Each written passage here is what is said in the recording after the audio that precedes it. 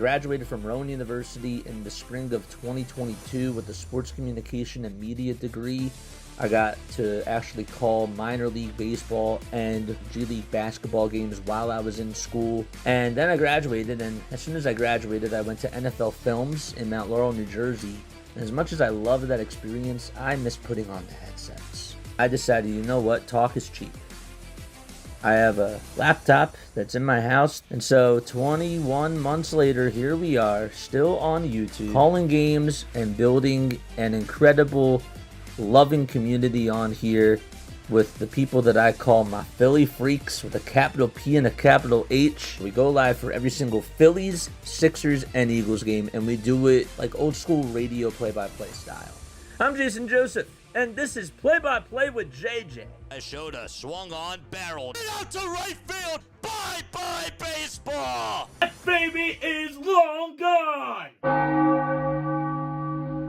Good afternoon, everybody, and welcome on into another edition of Phillies Play-by-Play with JJ. Hopefully you're all doing well. My name is Jason Joseph. This is Play-by-Play with JJ. Last night's Phillies game did get rained out, and so the Phillies are playing a doubleheader today. And also tonight will be the second game of the doubleheader. So the first game will be underway in just a few minutes. It's supposed to start at 1:05 p.m. Eastern time. They took the tarp off the field. It was raining earlier. And hopefully we can get in 2 games today. Phillies are also off tomorrow, which is also interesting. So I'm curious to see how Rob is going to manage the bullpen and just the whole entire roster today. I would assume that JT is not going to be playing, he's not playing in the first game, so I figured that he was going to play one of the games, and he will be most likely starting tonight in the night game at 6:05 p.m. Eastern time, which does make a lot of sense. So, all right, let's get into the starting lineups. Let's get down to business, and let's get into the starting lineups for this game. Phillies on the rubber will have Jesus Luzardo taking on Erick Fedde, and for the St. Louis Cardinals, they have Lars Nootbaar, Mason Wynn, Brendan Donovan, Nolan Arenado, Wilson Contreras, Ivan Herrera, Pedro Pages, Jordan Walker, and Victor Scott. Rain is in the forecast. It is starting to rain again, but hopefully there are no setbacks for this game. So again, it's Lars Nootbaar, Mason Wynn, Brendan Donovan, Nolan Arenado, Wilson Contreras, Ivan Herrera, Pedro Pages, Jordan Walker, and Victor Scott that are in the lineup today for the St. Louis Cardinals, and they will be facing Jesus Luzardo on the mound. Okay. Luzardo will get ready to throw the first pitch. Here it comes, and it's just inside for ball 1. And Sparksdale's the home plate umpire. At first base, it's Tom Hanahan. First base umpire is Tony Randazzo. And at third, it's Phil Cuzzi. And here's the 1-0 pitch. It's in there for strike 1. Rain is supposed to be on and off all day today. 1 ball, 1 strike. Luzardo kicks and delivers. And Nootbaar fouls it off. So Nootbaar, Wynn, and Donovan are the first 3 batters for the Cardinals. Lars is on a 5-game hitting streak, has 6 homers and 22 RBI on the season, as well as a .250 average. Luzardo gets set, winds up, and fires, swing and a miss, and there's the first punch out for the Phillies today. Decided to go with a sweeper that just tailed outside. And 1 out. Start off the top of the first. What are your final score predictions, folks? Let us know down below. I'm at work, but I'm here. Let's get in some baseball, baby. Here's the pitch and the tie for a ball. I'm sure that we're not going to get as many people on for the afternoon game, so guys, please make sure that you hit the thumbs up button. I think it would be really awesome if you guys could do that, just so that way we can spread the word. 47 innings for Luzardo this year and a 2.11 earned run average, 13 walks, and 51 punch-outs. Here's the 1-0, and it's just high.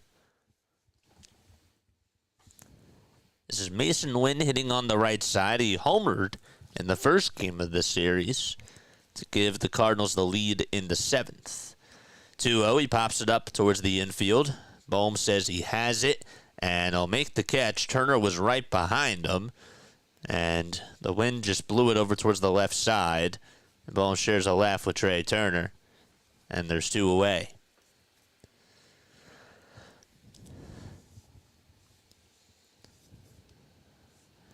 And Brendan Donovan, the best hitter on the St. Louis Cardinals, is up, hitting in the 3 spot, batting .312 on the season. And he punches this one out over to left field, and Kepler is there, though, and he'll make the catch as he tries to run on in. And he took about 5 steps or so, made the grab, and we're going to the bottom of the first. Stott, Turner, and Harper due up in the top of the order for the Phillies. So good inning from Jesus Luzardo, and let's get into the Phillies starting lineup for today. They got Bryson Stott playing over at second base, batting in the leadoff spot. Trey Turner's batting second. Third will be Bryce Harper. Fourth is Kyle Schwarber. Fifth is Nick Castellanos, followed up by Max Kepler, Alec Bohm, Brandon Marsh, and Rafael Marchand. And again, Marchand playing for JT in Game 1 of this day-and-night doubleheader. So he is catching behind the plate. And the Phillies will be facing a former national, and that's Erick Fedde, who's 32 years old now, from Las Vegas, Nevada. Last time he pitched, it was against his former ball club, and he went a complete game shutout. He had 8 strikeouts in those 9 innings and gave up 6 hits, no walks, and looked very strong against the Nats. But hasn't faced the Phillies at all this year. Last time he actually pitched against the Phillies, it was back in 2022. And he went 5 innings, gave up 7 hits, 2 earned runs, including a homer, and 3 strikeouts. Ended up getting the loss.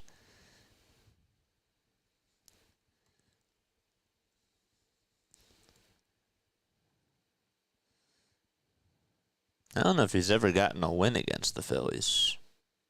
If it was a very long time ago. It's crazy. That is wild.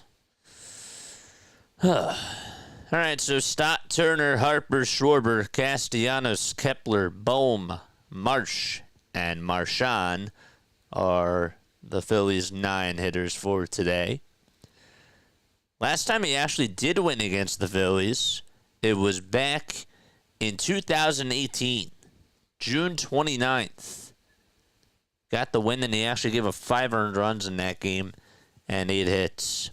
The ball is 1 strike, and the pitch is outside for a ball to Bryson Stott. Phillies are in their cream uniforms. Cardinals are in their gray tops, gray bottoms with the red Cardinals on top of the yellow bat on each end. It's painted across the chest, and it has cursive text that says Cardinals. 1-1, foul ball. Stop batting .259. It's gotten a little bit cold over the last week, and he takes the 1-2 outside. Cardinals are on a 9-game winning streak. They're a game and a half behind the Cubs in the NL Central. 2-2 pitch, swing and a miss. And Stott got a high cutter at 91. And he's down on strikes. The 9-game winning streak is the longest winning streak that they've had since 2021. That is also the most in baseball this year. 1 out, and the pitch to Turner. And there's a ground ball that hits off the top of the hill. And Donovan plays it on a bounce, and the throw over to first is in time. I think that I got a little piece of Erick Fedde. Or if not, it just avoided it. If it did, the trainers would have went out there, but 2 up, 2 down. It did. It went right in between them. Right in between them. So 2 outs, and now it's Bryce Harper, who's due up at the plate. Harper's 11 for 22 against Erick Fedde, and he'll lift this one out over to deep right field. It's carrying, it's going back over towards the warning track, and Walker just has enough room to make the catch. Bryce just missed a homer. He's homered 6 times against Fedde. That would have been the 7th. And we're going to the top of the 2nd as the Phillies go down in order 1, 2, 3. All right. Mark says, I'm going to go 6-4 Phillies this afternoon. Generation X Cultivation A40 says, I'm going to go 7-3 Phillies. Okay. Seema Fox, what's going on? What's up, Zach? How are you? Cardinals are 23-19 on the season. They also have an 8-13 record away from Busch Stadium. Phillies, on the other hand, are 24-17. And they are 6 games above 500 at the bank. Steve says, make him throw pitches. I mean, well, that was his pitch. It just didn't get enough oomph to get out of the yard. But in regards to Trey, yeah, I'm with you. I'm with you there. Arenado, Contreras, and Herrera are coming up for St. Louis. Don't forget to like and subscribe, folks. We do classic radio play-by-play on here, and we also interact with you guys as well. We got a doubleheader today, and then we're off tomorrow. And then the Pirates come to town. Phillies will be playing the Pirates this weekend. Paul Skeens will pitch on Sunday for Pittsburgh. Brewers and Reds are actually both tied in the NL Central. They're both 20-23. They're 5 games behind the Cubs, and they're 3.5 games behind the St. Louis Cardinals. Brewers, Reds, and Pirates have also lost their last 2 games. Here's Jesus Luzardo, who has the 3rd highest ERA, or the 3rd lowest ERA in all of baseball. There's a difference. Kodai Senga has a 1.22. The pitch is in there for a strike. This is in the National League. Yoshinobu Yamamoto is 2nd.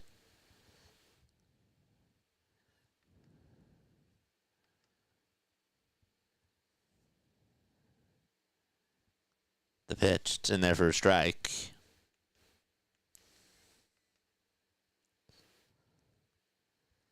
Next pitch after that. It's now 1 ball, 1 strike.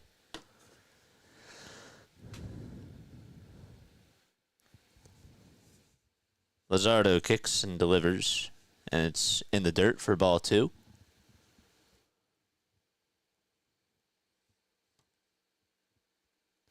It's 60 degrees out of the Citizens Bank Park. 2-1 pitch, swing and a miss. And that makes the count 2-2. Lance Barksdale, Tom Hanahan, Tony Randazzo, and Phil Cuzzy are the crew chief. And the 2-2 on the way, swing and a miss. A slider in the dirt thrown by Luzardo. Nasty was written all over it. And 1 out in the top of the 2nd.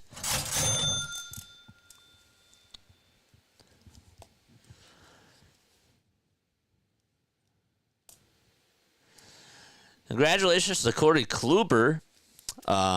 He was named a special assistant to their pitching staff, the Cleveland Guardians pitching staff, that is, on today. Kluber obviously had his really good years with the Guardians. Then got sent around a little bit, dealt with some injuries, and was never really the same after that. The pitch. That's inside. By the way, Matt Carpenter, former Cardinal, 3-time All-Star, he retired today after playing in 14 seasons. 1-1. That's inside and low. Got a ring with them. 2-1 pitch. It's in the dirt for ball 3.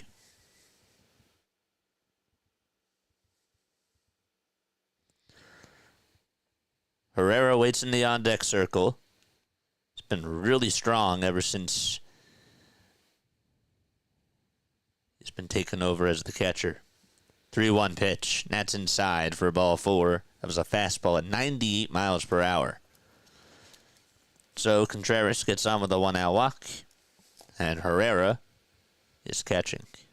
Is going to come on up. He's DHing today.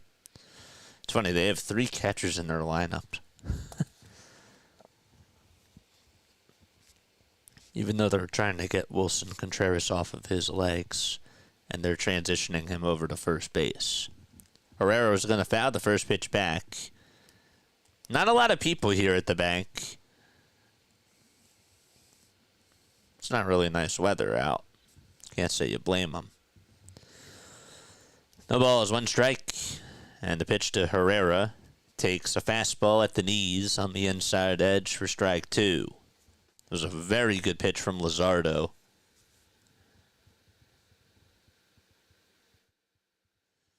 What's up, chat? The ball's 2 strikes. And the pitch from Luzardo is a slider in the dirt for a ball. How's everybody's day going so far? Let us know down below. Marchand catching for the Phillies today. On the mound, it's Luzardo. At first, it's Harper. Second baseman, Stott. Third baseman's Bohm. And Turner is at short. And here's the 1-2, and that gets the big toe of Ivan Herrera as he jogs on out of the batter's box. And goes over towards the dugout for a second to take off his protective gear. Yep, that got him right on the shoelaces. Right on the shoe tops. So that's going to put runners at first and second. That's demoralizing for a pitcher. You know, you get ahead in the count. Just throw him a really nice fastball on the inside corner at the knees, and you let him get off. Here's the pitch. It's a sinker at 96. It's in there for strike 1. This is Pedro Pages wearing red batting gloves, hitting on the right side. 2 homers and 15 RBI for him on the season. 0-1 is the count. Luzardo will deliver from the stretch, and the pitch is a changeup that misses.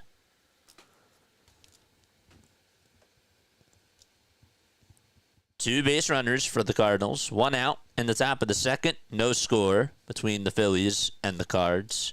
And Pages will foul off the changeup and stay alive. See a lot of garbage bags. A lot of people in those garbage bags. Red, powder blue.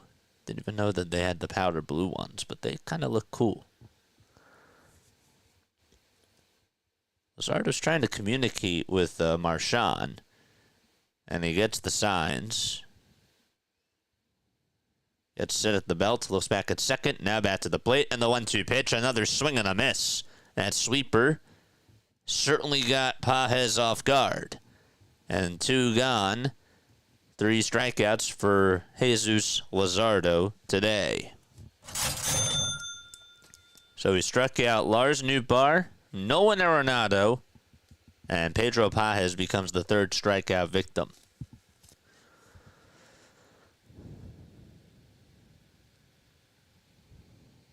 Two outs and a runner and 2 runners on. Here's the pitch. It's a line drive caught by Bryce Harper as he takes off the glove for a second, checks his hand, and tries to get a feel for it. And that was a rocket hit to Bryce. And so, no runs, not a scratch on Jesus Luzardo. He just strands 2 base runners, and we're going to the bottom of the second with no score.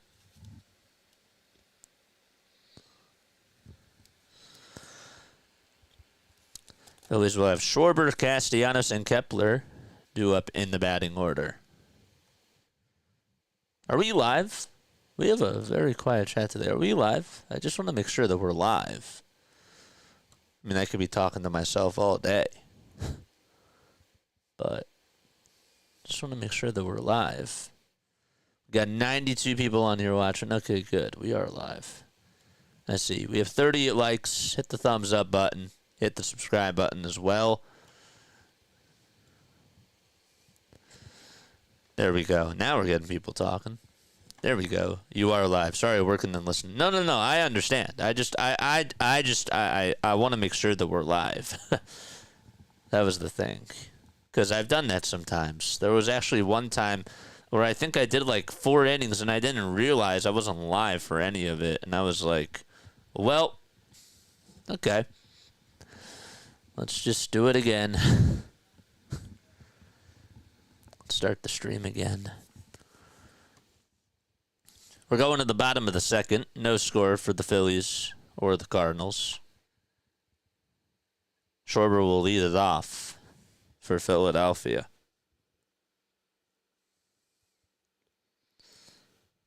The Canucks just hired Adam Foote as their new head coach. I know that the Flyers have been in talks about getting a new head coach. Just saw that pop up on the screen. Schwarber leading it off in the bottom of the second, and he stares at a sinker that's right down Broad Street for strike one. His 401 on-base percentage is 6th highest in the National League. He takes the 0-1 in the dirt for a ball. Fedde versus Schwarber. And the 1-1 pitch is high for ball 2. I remember when Fedde was had a rehab start with the Blue Rocks. We got to watch him pitch. That was when he was on the Nationals, of course, organization. 2-1. There's a foul ball hit back behind the plate. He dominated in that game. 2-2 pitch to Kyle, and he grounds this one towards the right side. Donovan picks it up, throws it over to first, and Schwarber is out.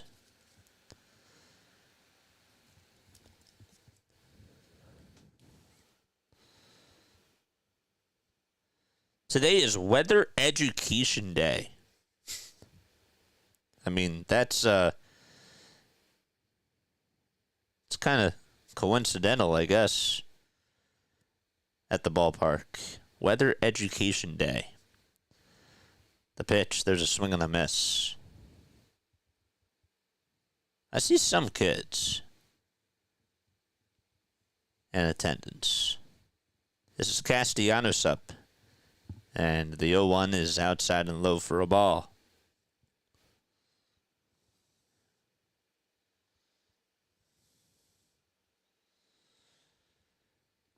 Here's the 1-1. And Castellanos lines one out to right for a base hit as it takes a bounce in front of Jordan Walker. And Castellanos is aboard. This guy has 12 multi-hits on the season so far. And well, he's halfway there to getting his 13th.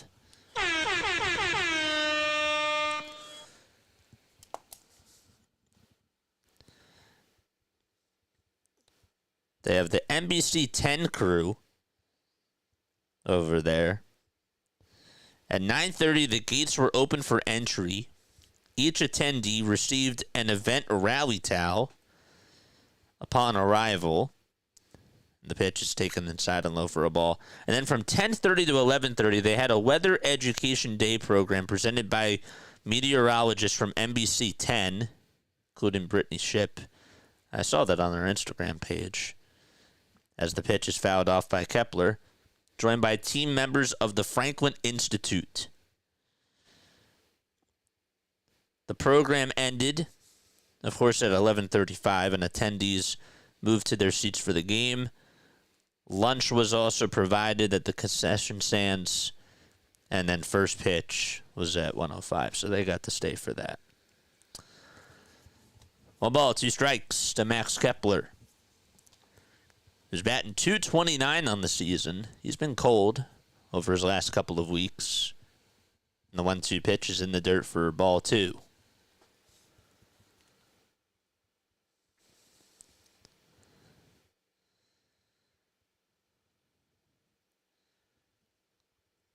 Game tickets were only $20 each in the following locations. They had the Pavilion Deck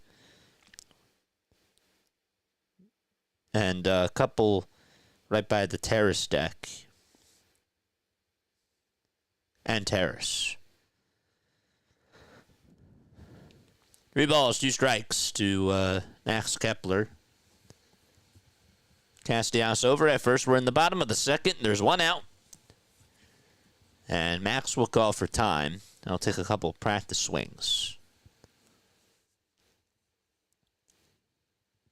It's currently 61 degrees out in Philadelphia. Money line for the Phillies is at -180. And the over-under is at 8.5. 3-2 pitch. And strike 3. He went. And Castellanos does swipe second base. That's the good news. But Fedde does get a second strikeout. The strike 3 was on a check swing. And Pages wasn't going to have a play over to second. Phillies being aggressive on the bases. Thought Castellanos actually got a very good jump there. And for him to be aggressive, that was kind of a surprise. Pitch is outside for a ball. I will tell you, and I don't know how the numbers back this up, but the Phillies this year have done, say what you want about the offense and how inconsistent they've been. 1 ball, no strikes, and the pitch is outside for ball 2. They have been really aggressive on the bases. Overall, they have taken a better approach. When you watch them play, they've really tried to utilize small ball more often, which is a good thing. That was one of their weaknesses last year. 2-0 pitch, and it's outside for ball 3. But the question now is, can they just be consistent and have the power come along? 3 balls, no strikes to Alec Bohm. And the pitch is a strike that catches the outer third of the zone at the knees. Very live, listening to you at work, pretending I'm working. Nice.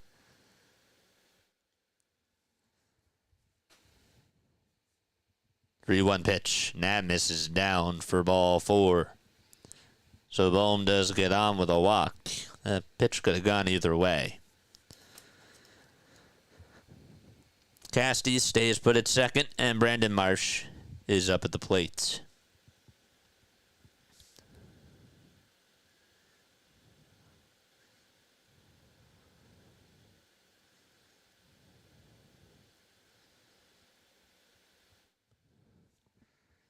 Here comes Marsh, and Marsh will ground the first pitch foul. At a sinker at the knees.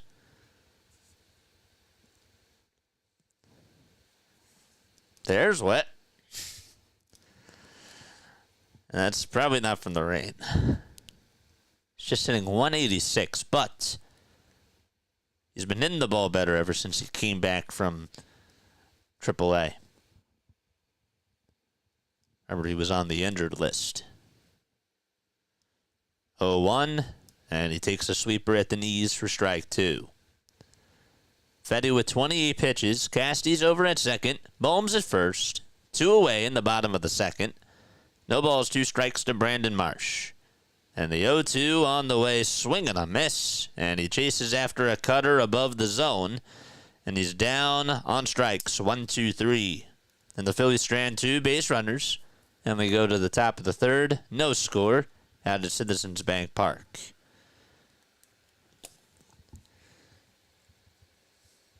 Make sure you guys hit the thumbs up button and hit the subscribe button as well. We appreciate each and every one of you for being on here and for taking time out of your work day. So I know that we're not going to get as many chatters on here. Don't get fired. That's not what I want. I don't want you guys to leave your jobs. No. But if you are in the workspace, I will tell you one thing. If you have other people that you're working with that also enjoy the Phillies or also enjoy other sports, spread the word. That would mean a lot to me. But obviously don't do it if they're on conference calls or, that type of a thing.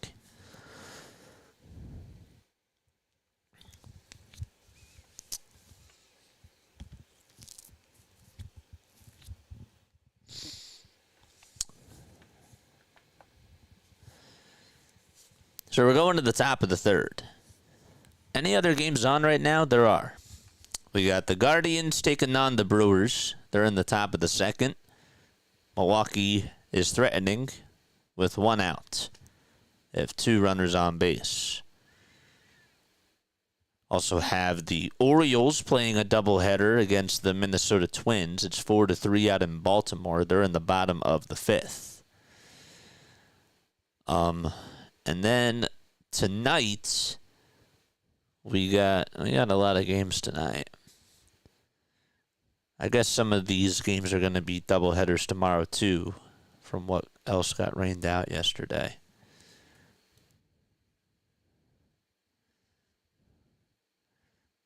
Were there any other games that got postponed? No, it was just 2. It was just the Phillies game, and it was the Orioles game.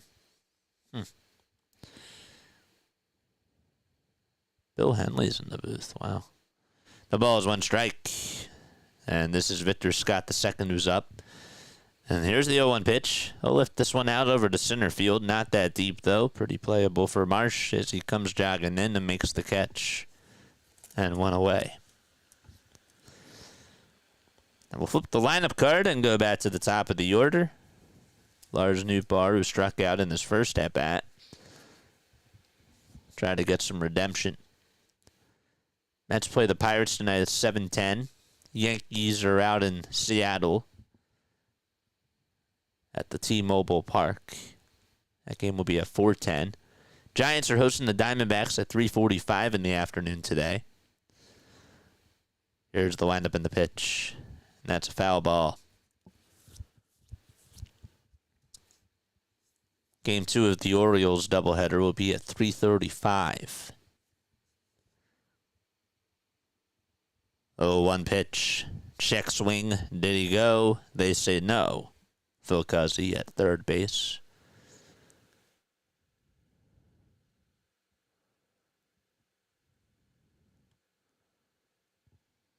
One ball, 1 strike, and the pitch. Swing and a miss. You want Pete Crow Armstrong? Well, the Cubs aren't just going to give him up for nothing. He's young. I would have loved Pete Crow Armstrong too, but that's more so of a dream. 1-2 pitch. That's outside and low for ball 2.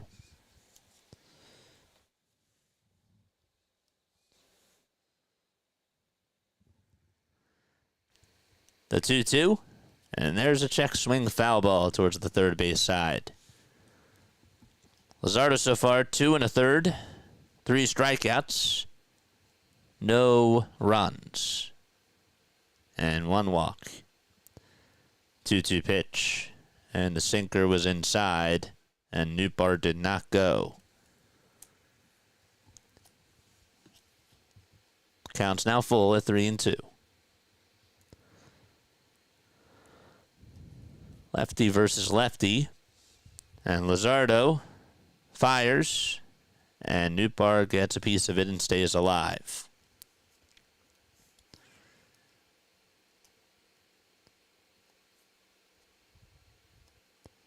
It's cool. They had meet and greets with the meteorologist today, and they had a green screen next to the NBC next to the NBC logo. I don't know where this was, but the kids and the parents, of course, got to practice doing the weather forecast. And the meteorologists were walking through and telling them how to do it and how to give like a full report. That's really cool. Next pitch is in there for strike 3. Or sorry, that was ball 4. Excuse me. So there's a runner on over at first. 1 out, top of the third. Lost focus for a sec. Get back on track. And the 1-0 is fouled away.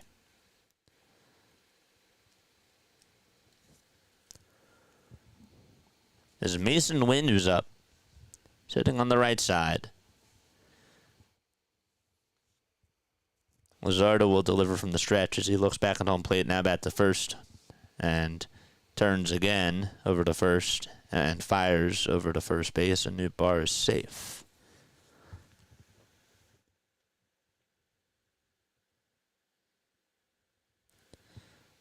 One pitch. That's a foul ball. Can't read my scoreboard?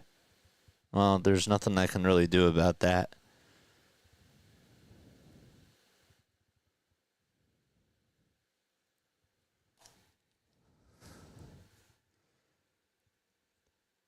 Any of you others having a hard time reading the scoreboard too?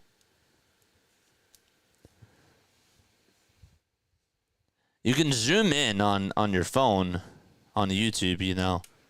You can always do that as well with when you push your fingers and you spread them.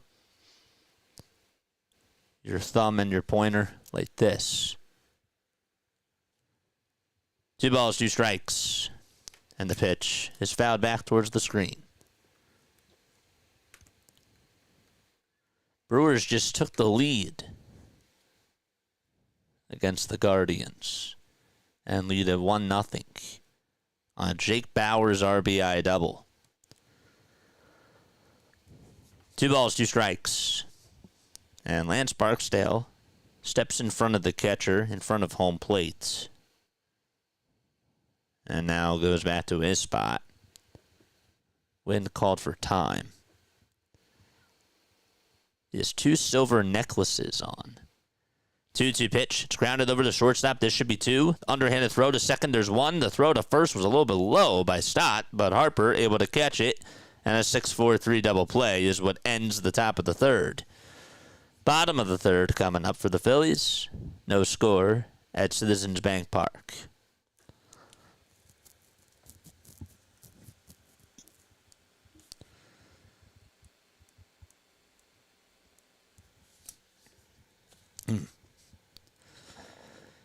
I don't think Rose. Denver says I can see it. That's a scoreboard. I thought it was just a big yellow rectangle.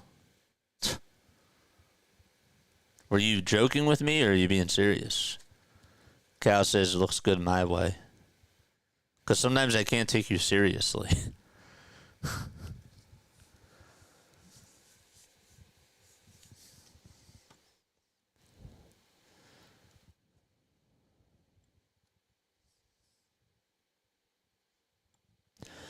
Knicks play the Celtics tonight at 7. Warriors also are playing against the Minnesota Timberwolves. That game is at 9:30. Those 2 games should be great to watch. Panthers are out in Toronto playing the Maple Leafs. That series is tied 2-2. And at 9:30 it will be Edmonton Oilers against the Las Vegas Golden Knights. Edmonton's up in the series 3-1.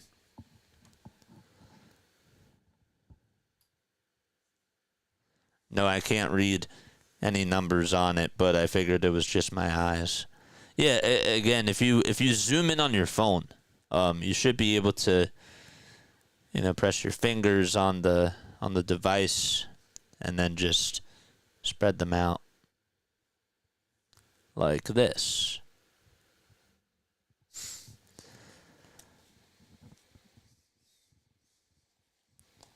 That should help.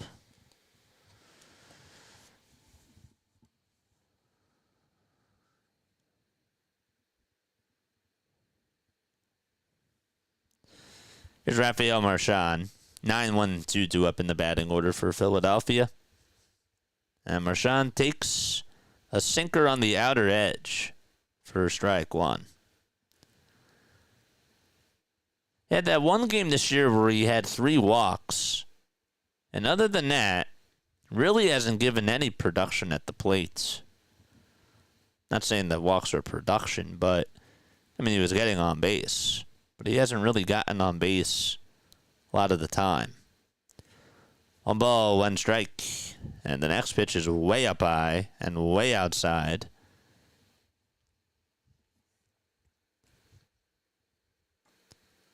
But if I zoom in, I can't see you. Well, that's true. 2-1 pitch. And there's a foul ball. Or turn your phone sideways. Well, that's what I usually do. JJ squashed my head with his fingers. Stop that, JJ. You don't like that? 2-2 pitch. and that's a foul ball. Guardians just tied it back. They just tied it back on a solo homer by Kyle Manzardo. 2-2 pitch, and it's inside for ball 3.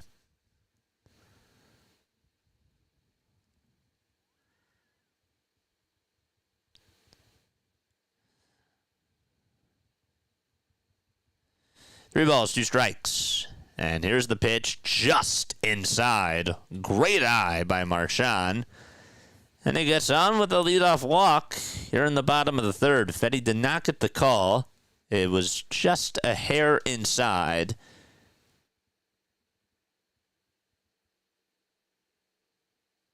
According to Pitch Tracks on NBC Sports, they said it just caught the inner edge. But we'll take it. Here's the first pitch to Bryson Stott. And he takes it down and in. So that's the second walk allowed by Erick Fedde.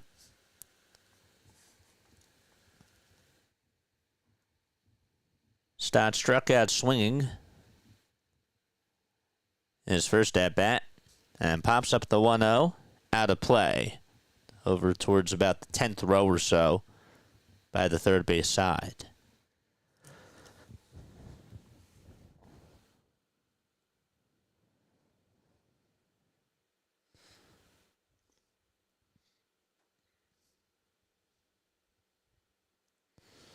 The Franklin Institute sponsored this event today at the ballpark. It's pretty cool. 1-1 pitch. It's a changeup, and it's outside for ball 2.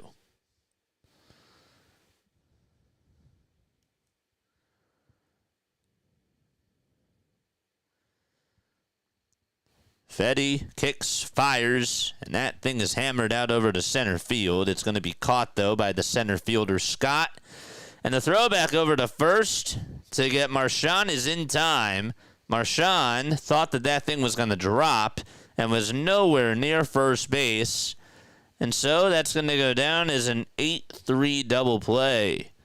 Stott hit it on the nose. Victor Scott came running on in towards second base and then just threw it back over to first as Marchand was already at second base. He was at second. He slipped a little bit and then just was out by a couple miles. That's the definition of a rally killer. Straight Turner, and he fouls off the first pitch.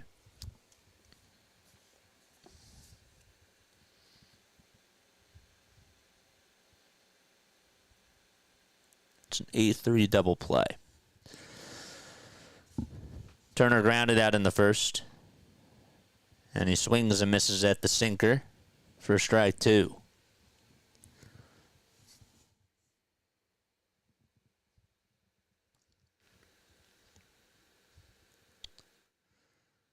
One, two. That's slapped towards the right side. Donovan plays it on a bounce. Sidearm throw to first will get Turner out. And that's all she wrote in the bottom of the third. We're going to the fourth inning. Nobody has blinked once today. Cardinals are coming back up. We'll be right back.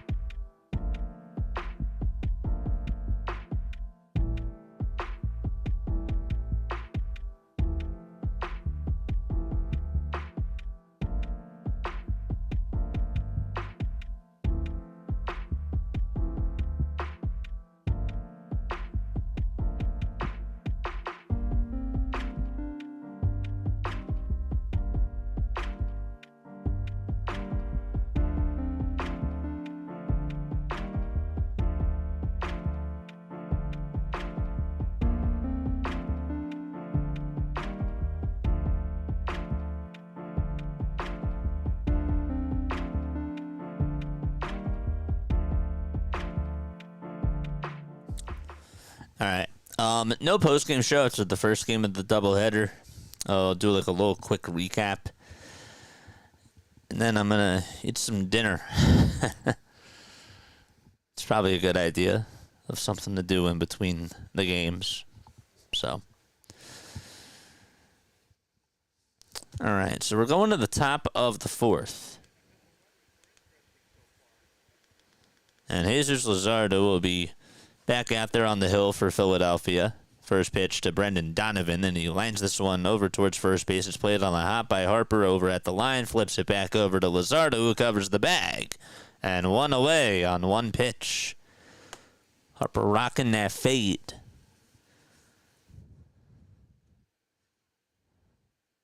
He actually was just able to catch it. That thing almost popped out of the glove. He was leaning towards his left. And it just didn't snow cone, but it almost did off the heel of the glove. Here's Nolan Arenado. What a career he's had. Batting .262 on the season, just 4 homers and 16 runs batted in. And he takes a strike at the knees for strike one.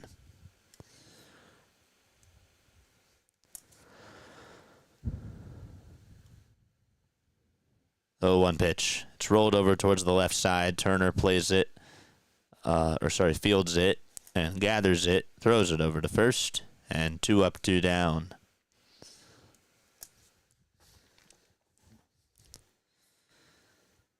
Roki Sasaki for the Dodgers has been dealing with a shoulder injury for the last couple of weeks. Dodgers manager Dave Roberts said Sasaki didn't want to say anything, but felt he had to after his most recent start. The pitch is inside for a ball. Shoulder injuries, especially for a pitcher, that is not good. You're throwing gas like 100 miles per hour. You're doing it time and time again. Shoulder injuries. Yeah. That doesn't go well with pitching. The pitch, swing and a miss from Luzardo. Luzardo versus Contreras. And Jesus gets set and fires. It's high.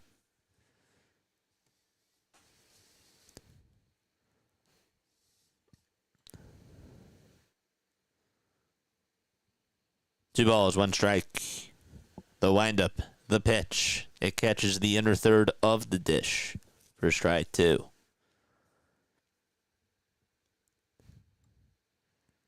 Contreras does call for time.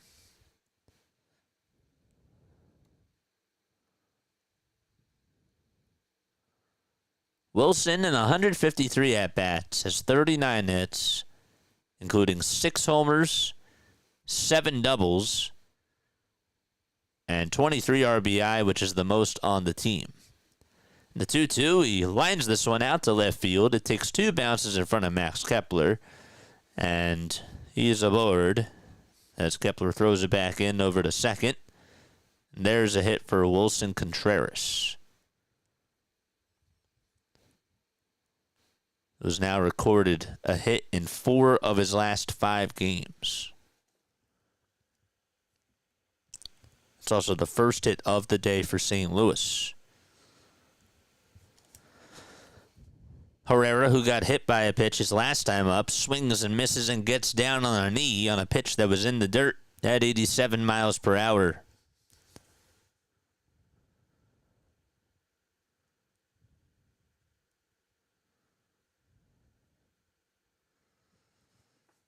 The ball is 1 strike, and Herrera says, I got to take a second.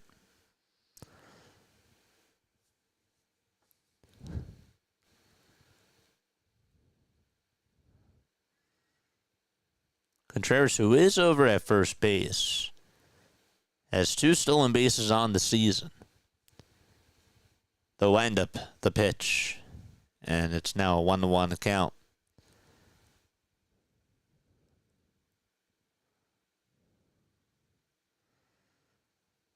There's the 1-1. It's grounded over towards the middle, and Stock gets down on a knee, backhands it, and an underhanded throw over to shortstop is going to get the third out of the inning. Hit sharply, but Stock playing at the right spot. Good job by Bobby Dickerson and the infield coaching. So we're going to the bottom of the fourth. It's a 4-6 fielder's choice to end the inning. The Phillies are coming up. You don't usually hear me praise Bobby Dickerson, but that's on him because the shifting of how the infield is, like that's his job. Max Coverage TV, what is good? How you doing, Max? Appreciate you for stopping by. Folks, if you are Yankees fans, if you are Packers fans, and if you also like the Houston Rockets, that's my guy. Max has a lot of Yankees content on his channel, and he is a good dude. He's a very, very good dude, and I support this guy because he is passionate, and he's just really damn good at what he does. So drop that link down below, my friend, if you want to. You're more than welcome to. And my people will subscribe to your people. No, I'm kidding. My people will subscribe to you, though. I was trying to make a reference like, my people will call your people. But it didn't work out. It's all right. We tried. We made an error over at third base on a ground ball. Yankees fan can't be a good dude. Well, guess what?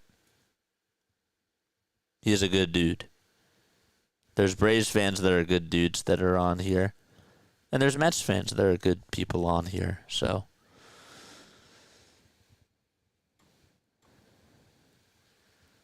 we can all get along.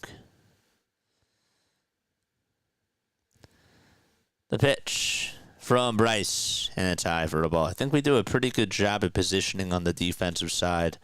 Not always, Larry. Not always. 1 ball, no strikes.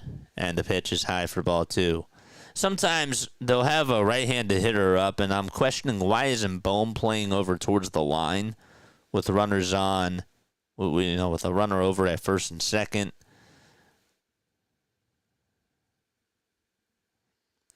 Wow, I'm a good dude. You are a good dude. 2-0 pitch, and that's outside for ball 3 to Bryce Harper. 3-0 pitch to Bryce. He gets the green light and fouls it off. That sinker was right down the middle. Looked like it was his pitch. Harper hit a deep fly out over to right field. He has homered off of Fedde 6 times in his career. 3-1, and he smacks that down the right field line. It's a fair ball, and it's going all the way towards the corner. Harper's going to get an easy deuce, and Walker gets over towards the ball. Harper standing up at second as the throw comes on in over to Brandon Donovan, and a leadoff double for Bryce Harper in the bottom of the fourth for Philadelphia. Good swing, too. Got a pitch right down the middle, and just did not miss it. Got the turn on a fastball.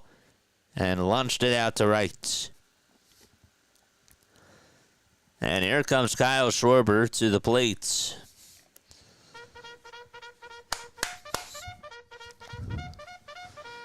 Charge! Don't judge a man by a sports team. Can't do that. Kyle Schwarber's up. And the pitch, he takes it down for ball 1. Nash is a great dude. We may not agree on the same teams, but it doesn't mean that he's a bad man. 1 ball, no strikes. And the pitch is in there for strike 1. Larry says, always judge a man by a sports team. Well, I know that you guys don't get along because Larry's a Vikings guy, and we know you're a Packers guy. 1-1. It's in there for strike 2. Old man Ferguson says about time he pulled a ball. Well, he pulled one the last time up, but it was just... I know he didn't get the result there, but he did pull it. It's about time he got on base as he pulled a ball. 2 balls, 1 strike. And the pitch to Schwarber. There's a fly ball hit out over towards center field. Just hit right at Victor Scott II. And Harper tags up. He'll go to third. The throw is not in time. Harper slides in there at third base. And he's 90 feet away from scoring. Great aggressiveness from Bryce. That wasn't even hit out over to deep center. And Bryce was just like, yep, I'm going to tag up. And I'm going to run, test the arm of Victor Scott. That wasn't really a good throw. And Arenado just nonchalantly went over towards the ball, caught it off the bounce.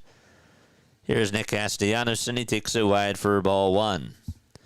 JJ, your thoughts on Pete Rose and shoeless Joe Jackson getting reinstated for Hall of Fame eligibility? It's a loaded question. 1-0 pitch to Casty, and he lines this one down the left field line. It's a foul ball. I'll give you my thoughts. After this inning's done. I was going to talk about it tonight. I'm happy that you brought it up. But I'll do it after this inning is done. Because I don't want to do it in the middle of a rally. You know? It's a good question, though. 1 ball, 1 strike to Casty, and he hits this one out over to right field. It's looking foul, and it goes out of play. Yanks and Packers. Do you also have an evil lair with henchmen? Casty batting .283 with runners in scoring position. Has a pair of doubles and 2 homers. 1 ball, 2 strikes to Nick Castellanos. And the pitch to Casty, and he fouls it off. The short answer to the question is, I mean, I see both sides. I do. I understand both sides.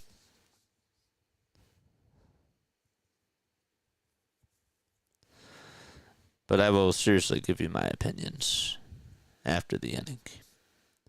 1 ball, 2 strikes.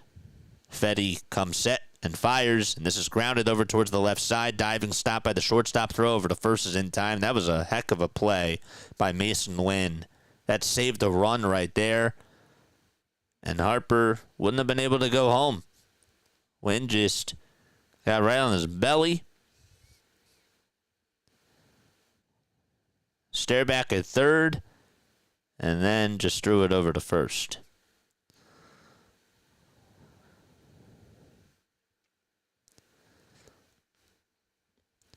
Two outs, bottom of the 4th, and Max Kepler takes strike 1. It's a cutter. It's on the upper third of the zone.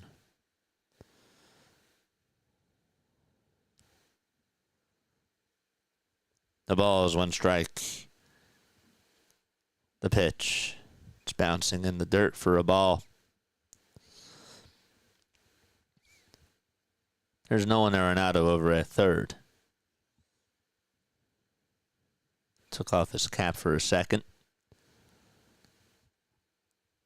Kepler today 0 for 1 with a strikeout. 1 ball, 1 strike.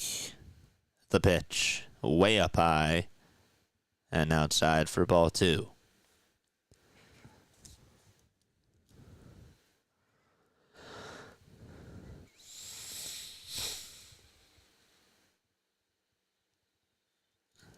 Two balls, 1 strike, and the pitch to Kepler. Grounds this one over towards the right side, and the second baseman Donovan picks it up, throws it over to first. It's in time, and the Phillies strand another base runner. We're going to the top of the 5th. No score out at Citizens Bank Park. Okay. So let's do this. Fly out the center, and Casty grounded out the short. And Kepler grounded out the first. All right, so let me answer Max's question. How do I feel about... What was the question specifically? I want to make sure that I got it right.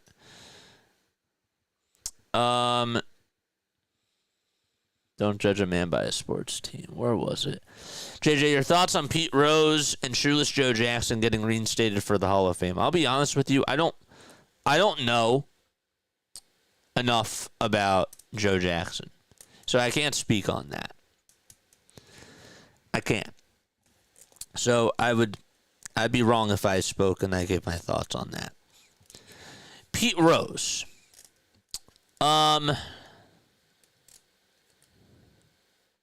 Look,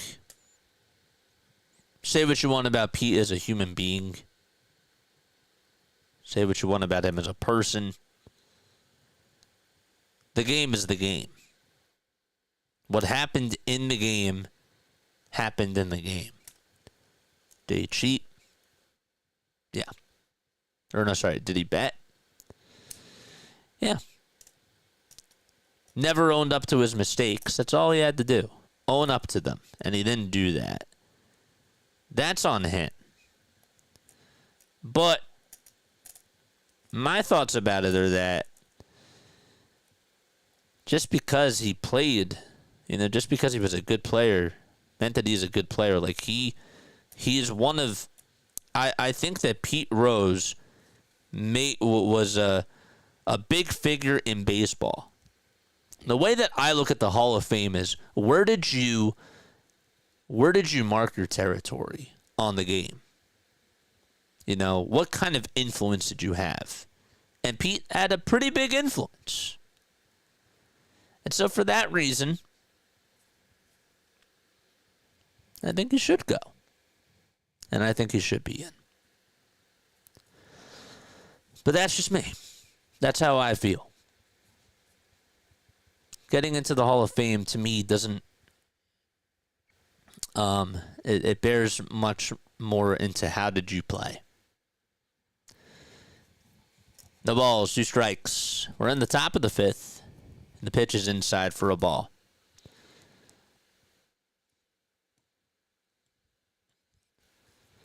One ball, 2 strikes. Luzardo gets set at the belt, kicks, delivers, and it's in the dirt and inside for ball 2. Max, you still here?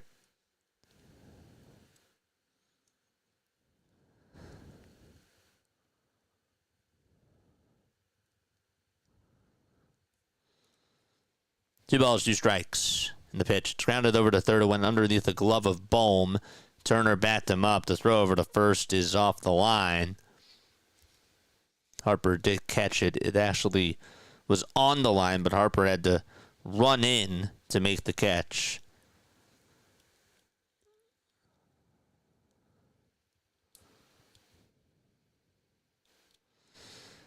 Phillies support today's decision. This was posted by the Phillies yesterday.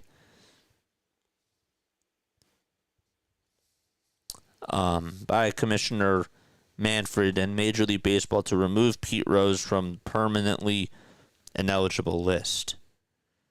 As one of the greatest players in the history of the game, Pete made significant on-field contributions to the Phillies over his 5 seasons with the club, highlighted by the first World Series title in 1980. 1 ball, 1 strike.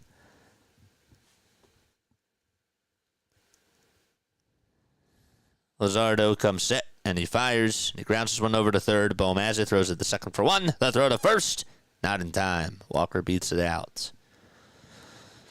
And look, we were here on Pete Rose Appreciation Day when the Phillies honored him. That was a slap in the face. It was.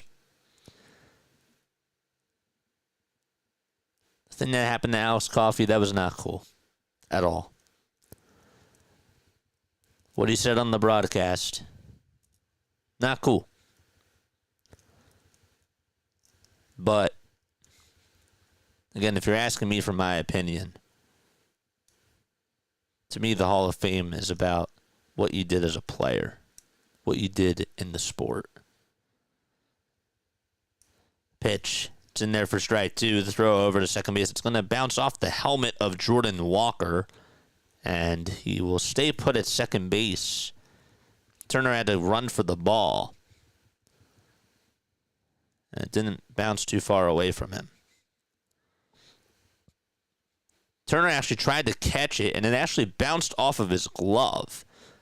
Didn't see that in real time. So Turner didn't even make the catch. That's on Trey. 1 ball, 1 strike. And the pitch is in there for strike 2.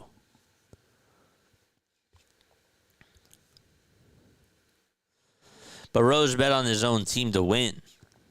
He was that confident. Yeah. Joe Jackson took money to throw the World Series, so I say no for him. So yeah, I have to do my research on that. 1-2 pitch, swing and a miss. But with the Pete Rose thing, I'm with you. It's like banning Mario Andretti because he got a DUI. It's a little bit different because that doesn't affect the game of baseball. You know, that didn't include baseball. You know what I mean?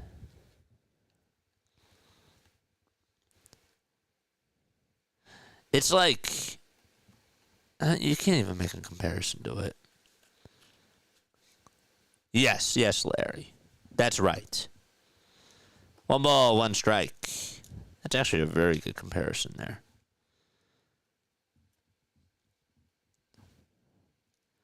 New bars in the box. 2 outs, top of the 5th. Luzardo gets set at the belt and delivers, and it's poked foul.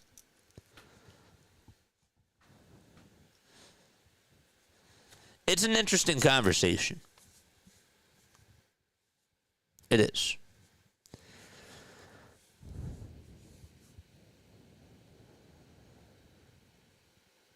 One ball, 2 strikes, and the pitch. It's outside for ball 2. The one thing I love about baseball is that we have a lot of open conversations. And even with the pitch clock, there still is time for storytelling. You don't get that in the other sports. You really don't. 2-2 pitch. Strike 3 called. Got him looking. On a fastball right down the middle. Neither team has gotten on the board yet. The Phillies are going to try to get one home as we go to the bottom of the 5th.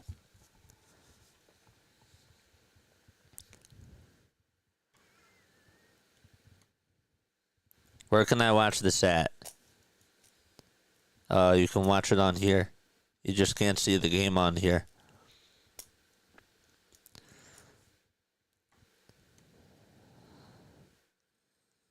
What about Barry Bonds?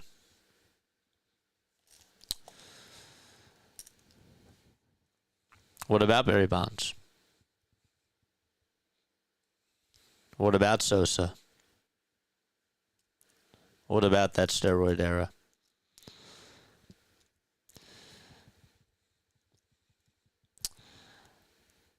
Do I think Barry should have gotten in? That's another loaded question.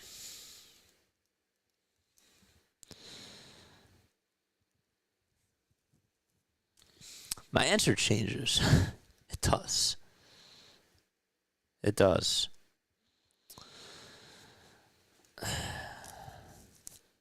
My guy JJ. I'll get back to your answer. I'll get back to your question. Can we beat the hottest team in baseball? The Cardinals are 9-1 in their last 10 games. Yeah, dude, they've won their last 9 games. It's crazy. The Fighting Phils are 7-3 in their last 10 games. We got this, JJ. Let's go, Mike. Let's go, Mike. What's up, Mike?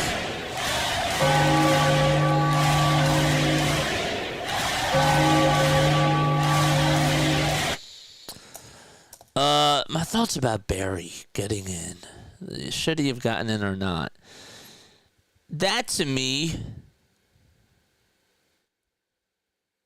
I would say no. Because that is cheating. And that did... That how do I explain it? To me, that was cheating and he knew it. The pitch. It's flat out over towards right field. Walker comes running on in, makes the catch, and there's one away in the bottom of the fifth. To me, I don't think he should get in. But also, actually, I'm sorry. I think, and I was actually on the record for saying this earlier, I think he should, but if you're going to put him in, you got to talk about it. Like, you can't just erase that. If you're going to put him in, same thing with Pete. You talk about it. You know, that's sort of like not an asterisk, but it's something that's underlined with it. 1 ball, 1 strike. Because also, did he make an impact on the game? Yes, he did. Did he do something that he shouldn't have done? Yes. But talk about it. Have open conversations and make sure that that is known. Still put him in, but make it known. The pitch to Marsh, and he flies this one out over to left field. It's going to be caught for out number 2.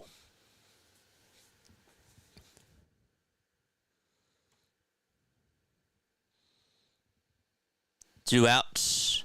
And here's the pitch, and there's a fly ball hit out over towards right center field. And, well, the center fielder and the right fielder couldn't communicate, and that's going to drop in for a base hit.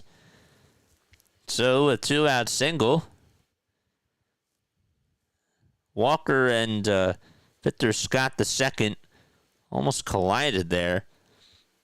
And Scott just let it bounce in front of him. That was Scott's ball. Scott has to make that catch there. We got a $5 super chat from Jack. Thanks so much. Marshawn gets on, and Stott takes the first pitch for strike 1. There's no score. We're in the bottom of the 5th. Get back to your question, but I just want to make sure that I set the table up for everybody. We're in the bottom of the 5th. There's 2 outs and a runner on over at first. And Stott takes the 0-1. It's on the outside corner for strike 2. One thing that I noticed that I haven't done, and I've got a good critique about this, is that we can have conversations like this, but ultimately, when I'm doing this, I got to make sure that I set the table up for everybody and that make sure everybody remembers what's going on. Because if you're just tuning on in and you just come on in during the middle of the convo, it's like, well, what am I tuning into? What's going on? 0-2 pitch, and it's outside for a ball. Fedde is still pitching. Stott's up at the plate. About steroids, I'd say if they make you hit like Bonds, not only should they make it legal, but they should be mandatory. This is Jack.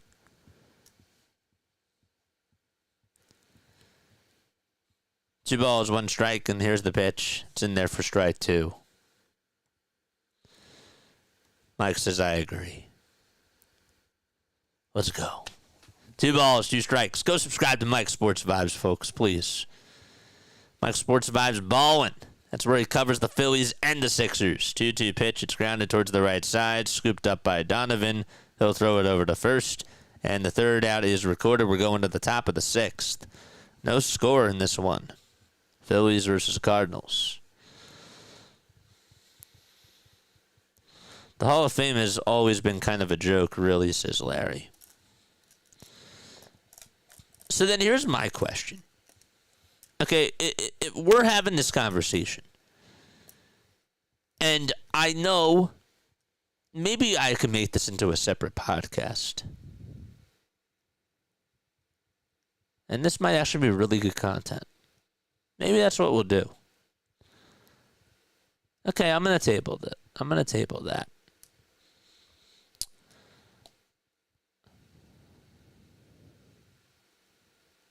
I'll table that. I will table this conversation because I think that this would be a really good for another podcast. And you guys should tune on into it. You should. You should. I'm going to write this down in my notes. And I think you guys know where I'm going with this.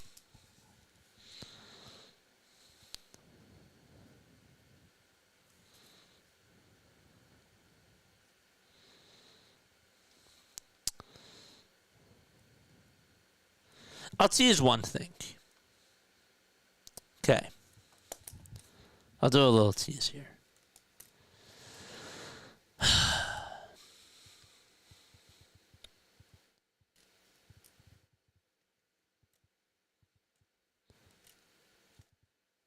Who? Put it to you this way. What does it mean to get into the Baseball Hall of Fame? Like, if you're in the Hall of Fame, right? Like, what are the qualifications of getting into the Hall of Fame, in your opinion? Like, if you were to write out a definition of, hey, this is like you're going to the Hall of Fame, what do you have to do?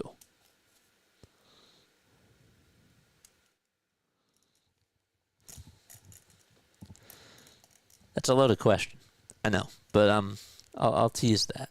We're in the top of the 6th, and the pitch is in there for a strike, but it's good content. It's a good conversation. It's Mason Wynn who's up to bat. He popped out and grounded into a double play.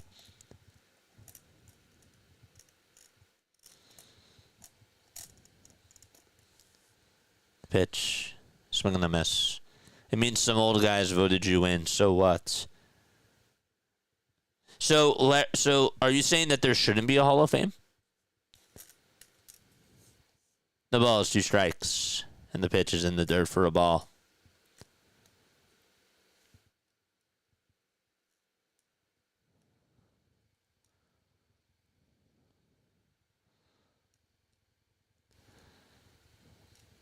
Luzardo kicks, fires, and it's inside for ball 2.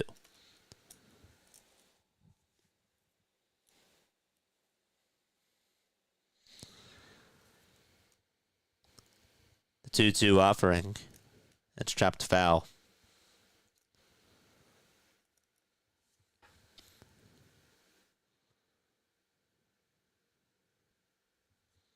Should we even have a Hall of Fame?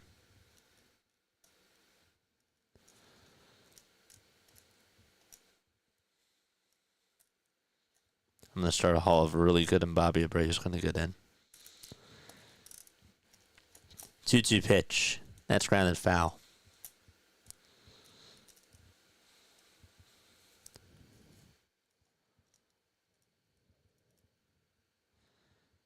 Luzardo kicks, delivers. There's a line drive played on a bounce out in center field by Brandon Marsh.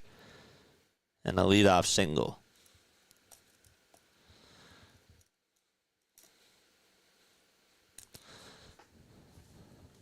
Abreu's got my vote, says Larry.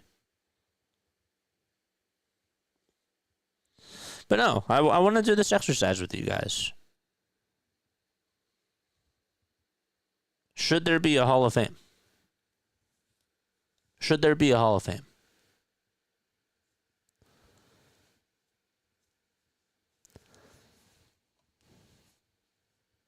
It's not really an exercise. It's really more of a question. But I would do an exercise in one of these pods. Throw it back over to first is not in time.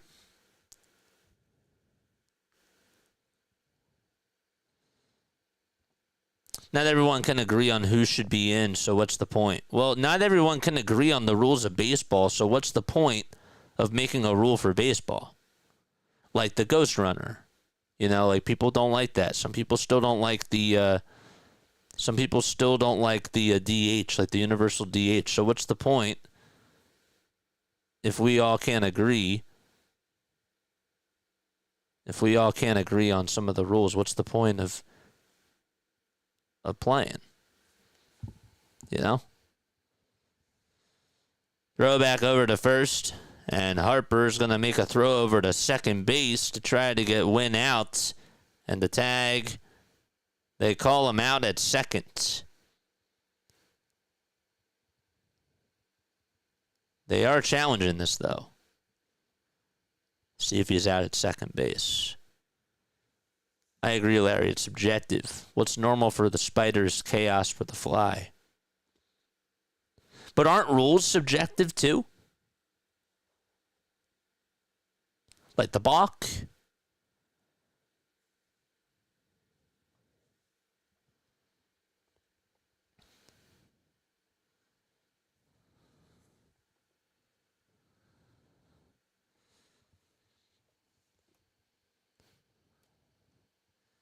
I don't know if he got him.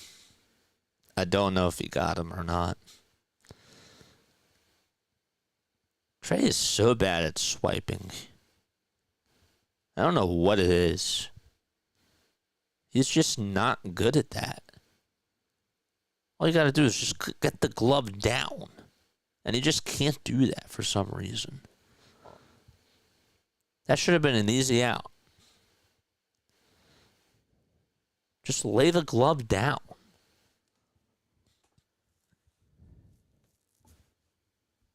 I mean, it sounds easy in principle, but I mean, this is a major leaguer. So let's see. The call in the field does stand and he's out. There's one away, but it wasn't like he got the glove down on the hand.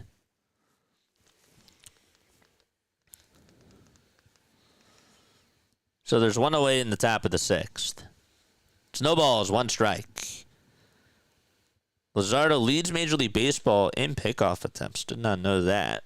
Is 4. 0-1, strike 2. Catches the outside corner of the dish.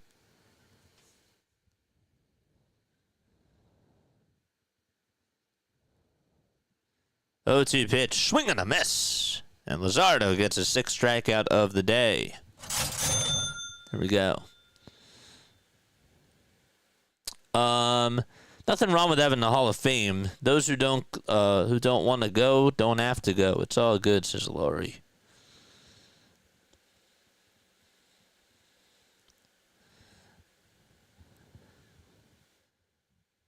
Pitch, swing and a miss. So then, what about the Rock and Roll Hall of Fame?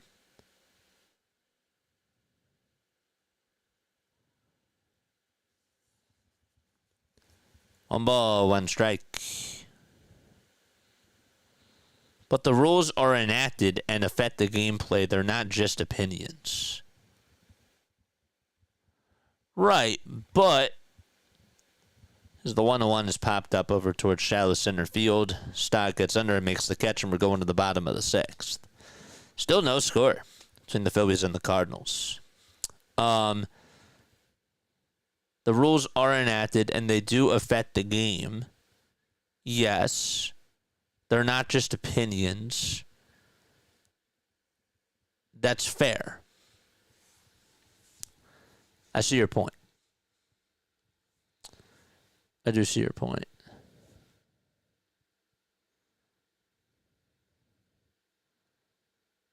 But then it raises these questions. So then, isn't MVP and All-Star voting the same thing? Those are just on opinions, right?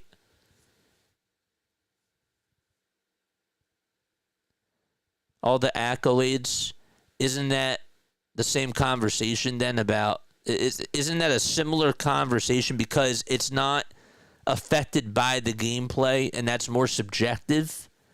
So are you saying that too about, are you saying that also why should we, how do I put it? Do you understand like what I'm trying to get at? I hope that makes sense of a question. Maybe it doesn't. It's really just a thing to make money and promote the game. That's even worse. Larry says yes. Rock and Roll Hall of Fame is an even bigger joke. This is all an indictment of Hall of Fames in general. Larry says yes. Fan opinions and fan involvement. Okay. Yes. I see it in all caps. Okay. I hear you. Is that Luzardo's parents? We're in the bottom of the 6th. In the pitch to Trey. Swing and a miss.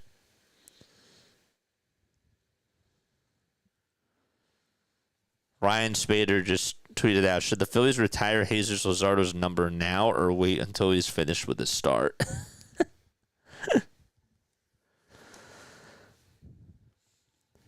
So Turner swings and misses at the pitch. And also took off the mask of Pedro Pajes on the backswing. That's the second game in a row he's done that to him.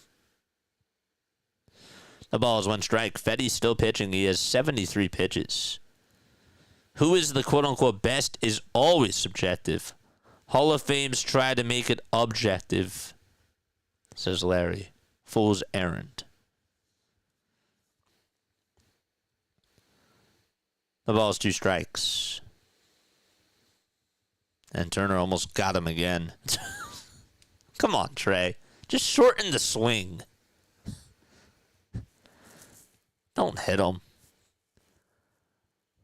1 ball, 2 strikes to Turner. And the next pitch is outside. Pajes is probably like, please just don't swing here.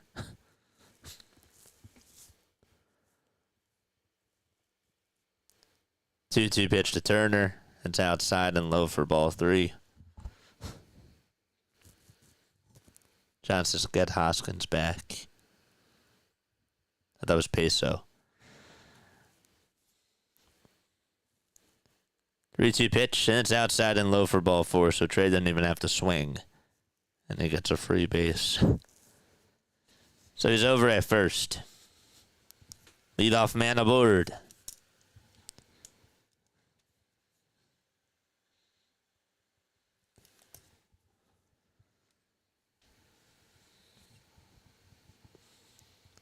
Here's Bryce Harper. Harper doubled his last time up, and he takes a breaking ball in the dirt for a ball. This is the time to wake up. Let's go. Somebody else is going to say it's still too early. Turner shortened the swing. You can do that? Tell that to Ryan Howard. And I loved Ryan Howard, but he had a long, long swing. And that was probably, I think Ryan Howard's swing is one of the longest swings I've ever seen. I'm not even joking. 1 ball, no strikes, and throw back to first. Not in time. If Hoskins did not get injured, would Harper have been on first? If Hoskins didn't get injured, well, the whole reason why Harper moved to first was because they didn't want him to play the outfield because of the Tommy John. So it kind of worked out that way. Hoskins, I think that they would have found a way. I think that they would have traded Hoskins. 2 balls, no strikes. There's the coffee. 2-0 pitch to Harper. It's up high for ball 3. The throw, the second to try to get Trey. He is safe and is in scoring position.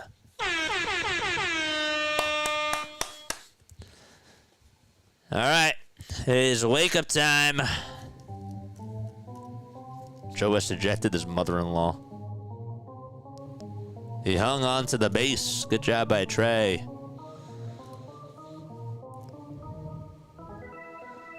George! The next pitch up high and away for ball 4. And that's going to put runners on at first and second base.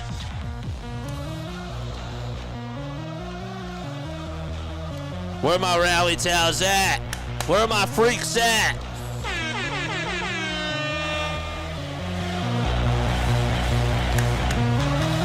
Cardinals bullpen getting loosened up.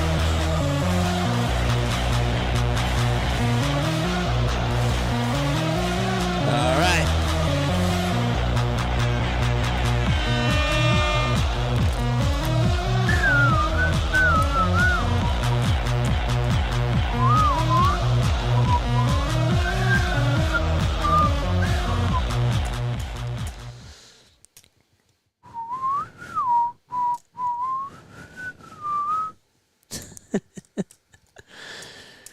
All right, 84 pitches for Luzardo. and 82 for Erick Fedde. All right, let's get some runs. Here's Kyle Schwarber at the plate.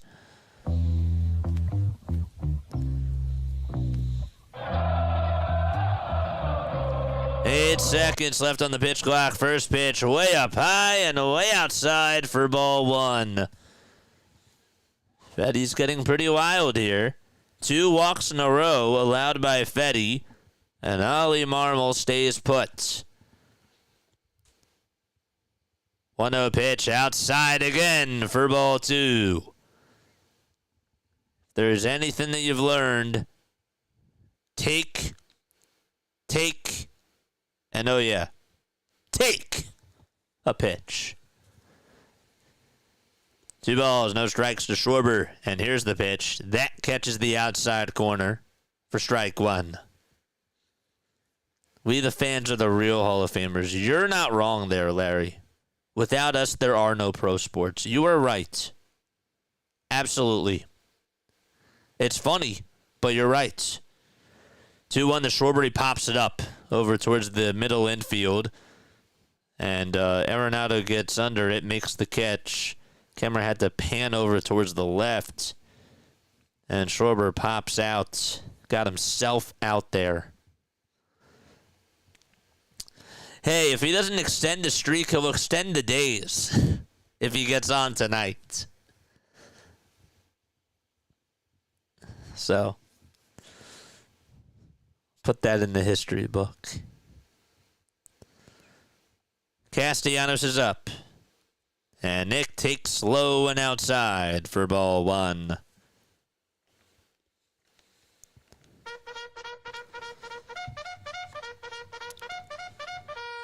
Charge! Turner leads off at second. And the 1-0 pitch, swing and a miss in the dirt. Probably figured that those 3 words were coming after I said on the swing and the miss. What else is new? 1 ball, 1 strike, and the pitch to Castellanos, and it's spoiled foul. Turner was ready to go on over to third. Now just walk back over to second. This is the opportunity for them to get runs here. There's no excuse. I mean, you worked up 2 walks. Schwarber was ahead in the count 2-0. And Fedde battled back. But really, Schwarber, if you want to be honest, Schwarber got himself out. He got a pitch right down the middle. Should have known it was coming. Casty's out of the box. And Pages is standing up right behind the plate. Throws the ball back over to Fedde and gets into a squatting position. 1 ball, 2 strikes. Fedde looks back at second. And now back to home plate. Here's the 1-2 pitch. And Castellanos spoils it as it goes out of play in the first row behind the Phillies dugout. Nice catch by that fan as he gets high fives from everybody around him. That jacket is cool, too, by the way. It's a powder blue jacket. 1-2 pitch to Castellanos. Just a bit outside for ball 2.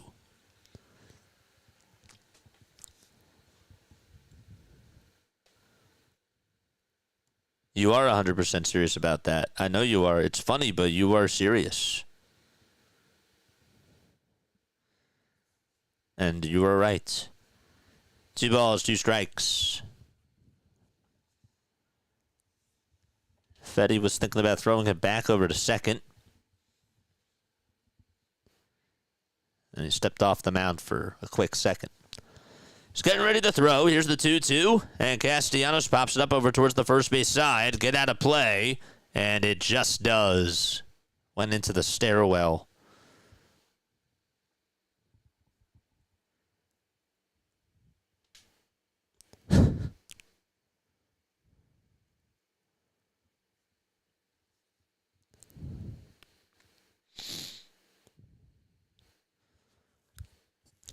Turner's at second, Harper's at first. Both of them got on with walks with nobody out.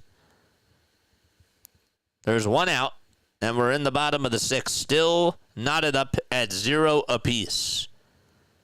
And Fedde disengages with Turner,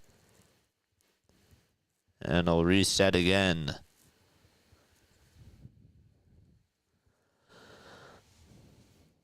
Good at bat from Castellanos, and the 2-2 pitch. He pops this one up over towards shortstop, and Wynn gets under it, makes the catch right by the waist, and there's 2 away.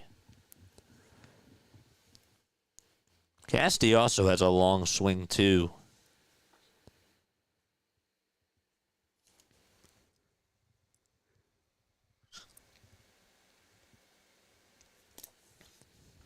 So there's 2 outs. We're still in the bottom of the 6th. And Ollie Marmol is going to make a move. And we will have a pitch and change. See, here's my thing. Okay, and this might just be like an old school thing for me. Okay. I'm not saying I want the Cardinals to win. But Fedde walks Trey. Walks Bryce. Nobody out. Okay, somebody's warming up in the bullpen. He then gets Kyle Schwarber out. Gets Castellanos out. Why not let him finish the inning there? And I know what people are going to say. And I know what the answer is. But doesn't the eye test tell you that he just got those 2 outs? Let him get the final one.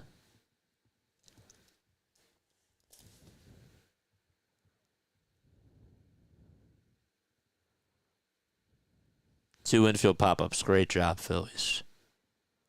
Yeah. And see, this isn't just a Rob Thompson thing. Like, this is going on in all of baseball. You see it? The guy just got himself 2 outs there.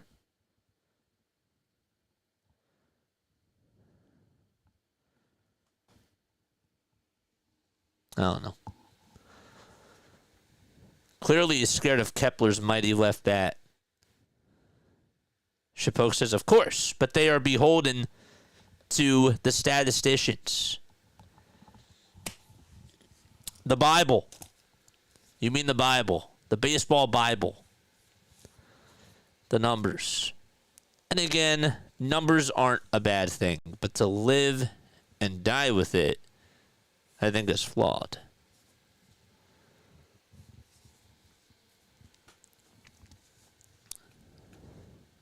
Larry is right. Larry's right about the fans.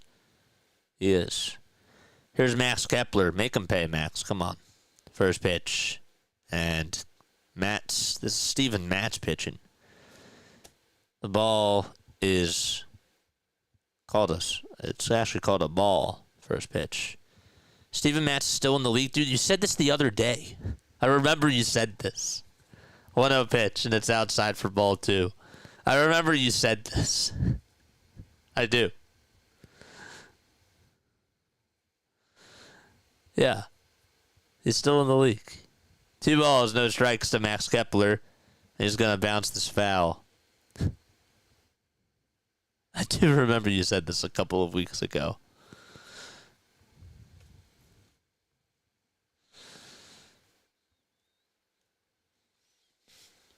Two balls, 1 strike. And the pitch to Kepler, way inside for ball 3. No, that was someone else. No, it was literally Steven Matz. I literally remember you said this. I'm not joking.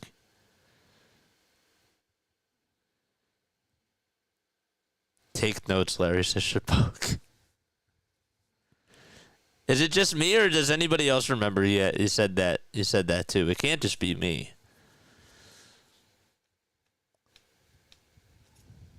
Three balls, 1 strike, and the pitch is a foul ball. It hit right off of the kneecap of Pajes. I think I got a little piece of the crotch too. Oof. 3 balls, 2 strikes. Can the Phillies get a runner home here? And the pitch to Kepler, strike 3, called at the knees. There was nobody out, and the Phillies had 2 base runners, and they can't get anybody home. And so we're going to the top of the 7th. No score.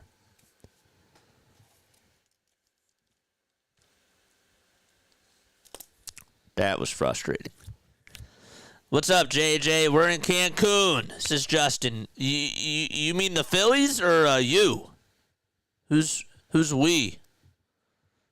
Your family and you? Are the Phillies there too? Phillies haven't put up anything today. JJ also said you'd watch Blue Chips.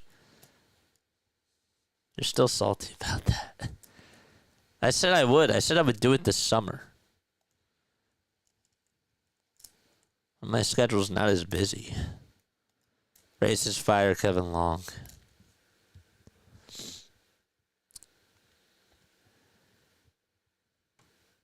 Trading deadline can't come soon enough, says old man Ferguson. To be honest with you, they're not even going to wait.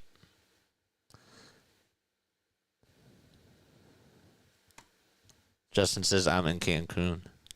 Nice. Very nice. Tell the Phillies I said hi over there. And tell them to come back to the ballpark. Larry says, this is what's wrong with this team. Not the bullpen. Not the number 5 starter. It's not Aaron Nola. It's the hitting. And the bullpen. I still think we need another bullpen piece. Get us another outfielder. I mean, well, there's other things that are wrong with this team, but when you're but you're saying roster construction wise, I get what you're saying. Here's Wilson Contreras. He'll bounce the first pitch foul. Yeah, Luzardo's been bad today. Luzardo has pitched in 6 scoreless innings.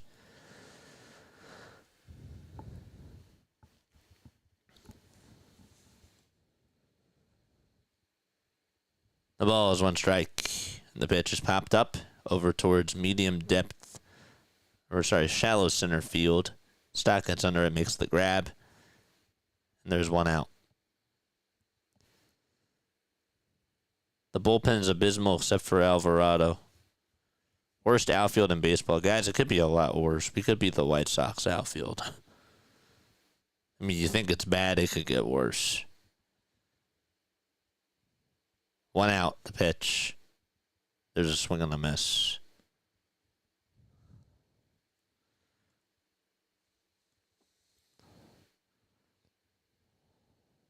The 0-1. It's going to bounce in the dirt for ball 1. This will probably be Luzardo's last inning, I would assume. Orion is warming up in the bullpen. 1-1 pitch. Now it's lined out to left field for a base hit. It's going to go all the way over towards the NovaCare rehabilitation sign. And the throw over to second is not in time. I don't think the bullpen is that bad, but the outfield is terrible, says Larry. The bullpen's bad. The bullpen needs help. They need another arm. There's no doubt about it. Is it the worst thing in the entire world? No. Could you get by with this bullpen in the postseason? I don't think so. I think you need another higher leverage guy. But also, your manager needs to press the right buttons. And I like Taijuan Walker coming out of the bullpen. I want him. I want to see him do it again. I do. I want to see Walker pitch today. The ball is 1 strike, and the pitch, it's popped up over towards left field. Kepler gets under it and makes the grab for out number 2. Don't forget to like and subscribe. We can have these discussions in chat, but don't forget, like and subscribe. And mods, how many people do we have tuning on in?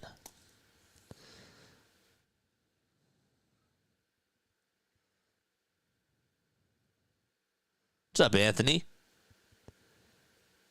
Except for Alvarado, dude loses us at least 4 playoff games a year, says Anthony. He's wild and unpredictable. We're talking about right now. I mean, then we can have, if we're going to be talking about track records, then let's look at Emmanuel Clase the same way. The ball is 1 strike, and the pitch is outside and low for a ball. That's how the bullpen is. The bullpen, you have highs, you have lows. Emmanuel Clase pitched so well during the regular season last year. And then when the postseason came, different story. 1-1. That's lined out to left field for a base hit. Kepler is going to throw it over towards the plate. The throw is not in time. And Contreras scores. It's 1-0 St. Louis on the RBI single by Jordan Walker, and he's over at second, advancing off the throw to home plate.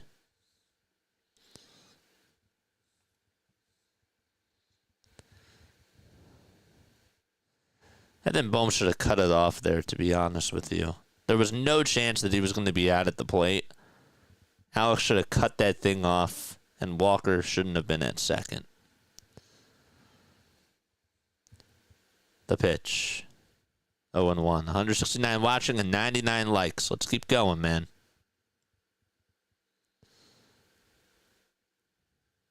Larry called it. 0-1, swing and a miss.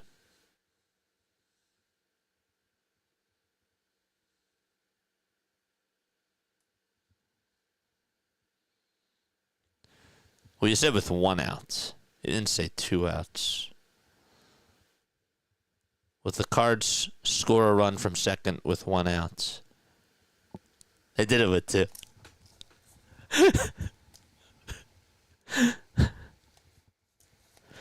So you weren't fully correct. 0-2. That's outside and low for a ball.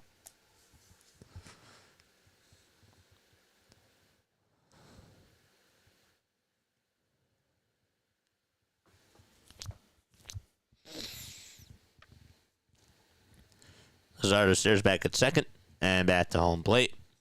And here's the pitch. It's fouled away.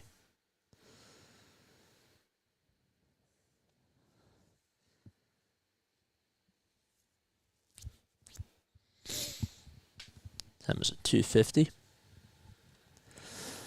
We'll do trivia tonight.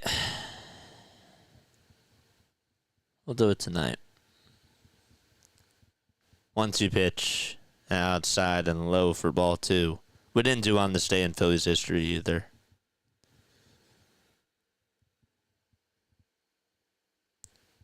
Luzardo at 99 pitches. What's up, Mark? 2-2. It's grounded over to first. Harper plays it on the hop and tags the bag for out number 3. It's stretch time out in Philadelphia. Get up and stretch and wake up, Phillies. All right, I will be right back. Don't go anywhere. See you soon.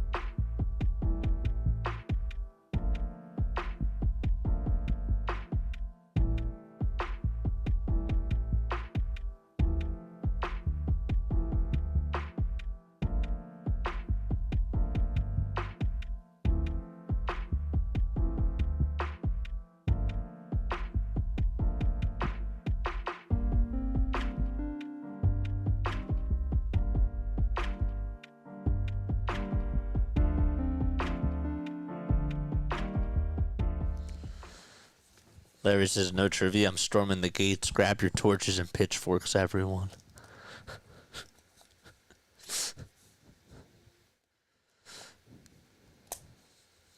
I want that same energy for the Hall of Fame. Revolt, says John. 7 innings, 6 strikeouts for Jesus Luzardo. His night is done. 66 pitches, 66 strikes on 100 pitches. The pitch to Bohm, it's up high for a ball. Steven Matz is still pitching. So if Luzardo's going to get the win, the Phillies are going to have to get the lead here. 1-0 pitch to Alec. Foul ball. Yahoo has an article about Rob Thompson being let go if we don't get into the World Series. It's written by Joe Conahan. Joe Conahan? Is that how you say it? 1 ball, 1 strike. And the pitch. Check swing. He did not go. I did see that the Phillies are having this auction. They're doing some sort of an auction where you get like a lunch with Rob Thompson and you get a private tour of the stadium and you get to take like 5 friends with you to this. It was announced on WIP. 2-1 pitch and it's inside and low for ball 3. But it sounded cool. 3-1 pitch to Bohm. And he fouls that one away towards the right field side. Hey, JJ, on this rainy day, go Philly Freaks. Joe's here. The party can start now. Let's go. 3 balls, 2 strikes to Bohm, and he's going to ground this one back up the middle. It's played on 2 bounces by Donovan. The throw over to first. Good stretch by Contreras, and there's one away.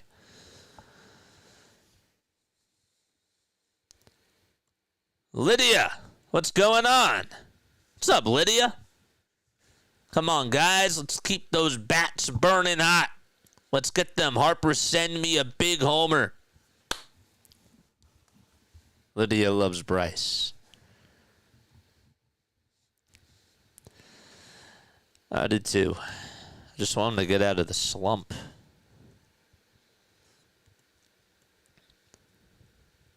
Info on that auction is on the Phillies website. A lot of cool stuff available. This is Laurie. 1 out. And the pitch to Wes Wilson. He takes it for a ball. Wilson is pinch hitting for Brandon Marsh. The 1-0 pitch. There's a foul ball. It back behind the plate. There's a guy with a long beard who has his rain hat on. It's an orange rain hat. And a windbreaker that's yellow, mustard-like color. 1-1. That's a foul ball. Or sorry, that's inside for ball 2. Matz gets set at the letters and delivers, and Wilson will chop it foul.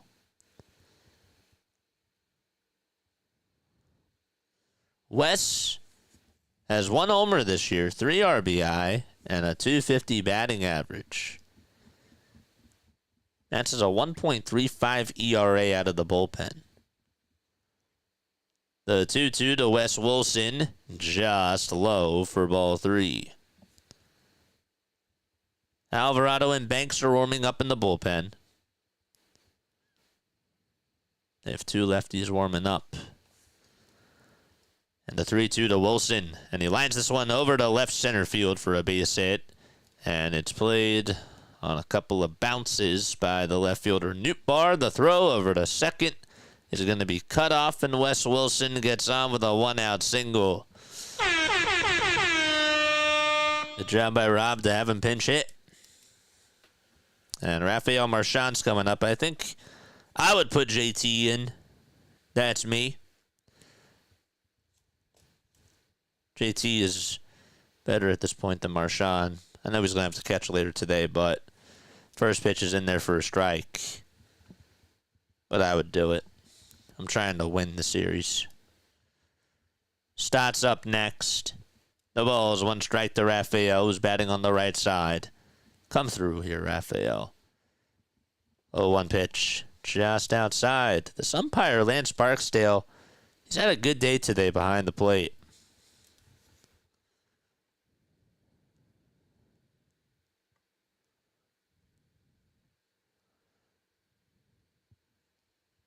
1 ball, 1 strike.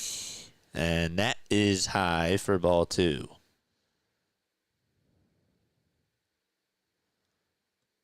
Sonny Gray's pitching for game 2, I know. 2 balls, 1 strike. And the pitch to Marchand. Line drive into right field for a base hit. Marchand came through, and going over to third base is Wilson. The throw's off the line, and Arenado cut it off. Going to second is Marchand, and he is safe at second base. Nope, he's out. He's out at second base. They didn't show it. He was out. He tried to extend a single and go over to second base. And Marchand has had 2 bad base running plays today. Walker threw it over to third. Arenado cut it off. And Marchand tried to dive into second. And he was out. He was called out. Phillies are challenging this. Marchand tried to be aggressive. I mean, there wasn't really any point for him to go over to second, in my opinion. Especially with Arenado over there. Phillies are challenging this. I just don't understand the logic for him trying to go over to second in that spot. He's trying to be aggressive. I think he's safe. When I'm looking at the replay, I think his hands just got on in there, but I still don't understand the decision of him running over to second in that spot. Phillies fans are standing up, and Rob has a case for this challenge. Marchand was called out at second.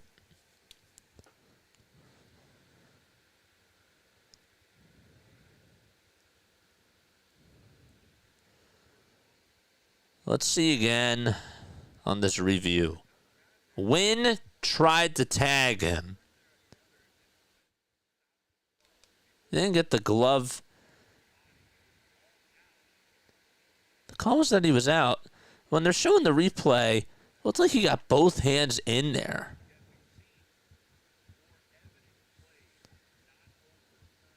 The tying run is what matters. Yeah, I don't understand why you would do that. They're still reviewing it. The call's overturned, and Marchand is safe at second. Wow. So 1 out in the bottom of the 7th. Happy that it worked out. But, man, I still disagree with the decision. We catch a break. Yeah. I can't believe it. I don't know. What do you guys think? The tying run to me is what matters. Why would you get yourself out there at second base? Like, I don't know. All right, Bryson Stott's up, and the first pitch is in there for a strike. So there's 1 out. Let's reset this. 1 out, 2 runners in scoring position. And Stott is up at the plate. No balls, 1 strike. And the pitch to Stott, swing and a miss. Pitch was high.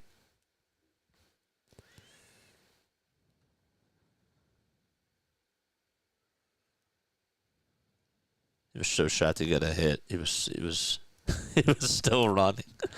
He was pressing Y on the PlayStation controller. 0-2 pitch, it's high for a ball. He was pressing Y. He was like, I'm just going to press Y all the way. I'm going to second. I don't care what's going on. I don't care if I'm out.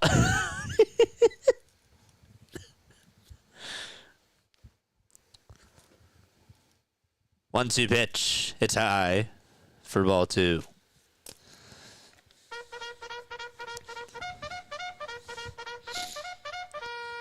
Charge! 2 balls, 2 strikes to Bryson Stott. Big at bat here. 2-2 pitch to Stott, and he fouls it off of his back knee, and it ricochets over towards the visitor's dugout.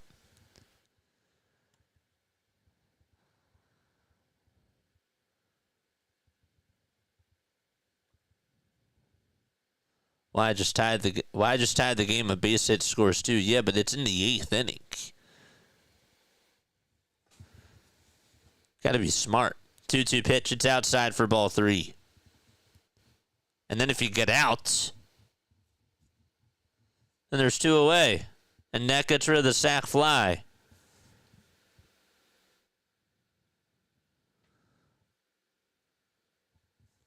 Three-two pitch to Stott. Ground ball. Pop! And that's off the glove of Donovan.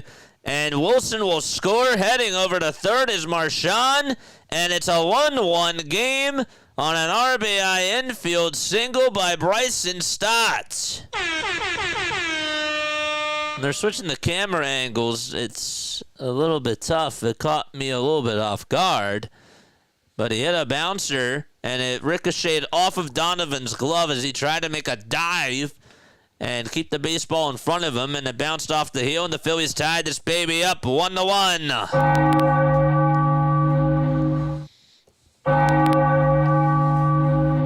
Bottom of the 7th, runners at the corners, and the sac fly gives the Phillies the lead. Here's Trey Turner at the plate. Stott's at first. The first pitch to Trey. Foul ball back over towards the screen.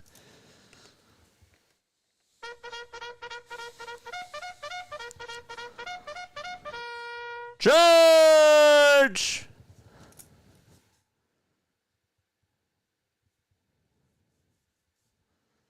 The ball is 1 strike. And the pitch to Trey. It's outside for a ball.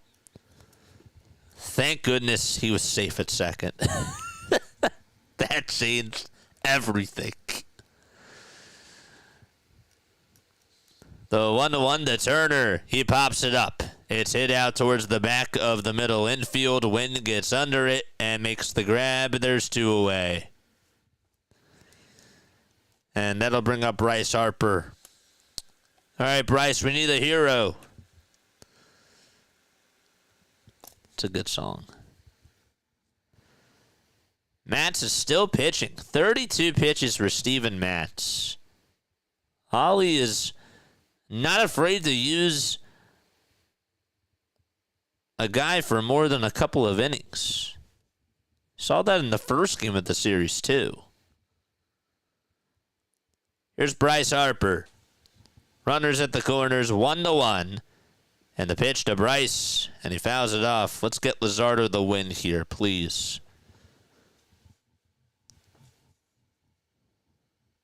Bryce has to say, this one's for you, Jesus. Give him the lead here.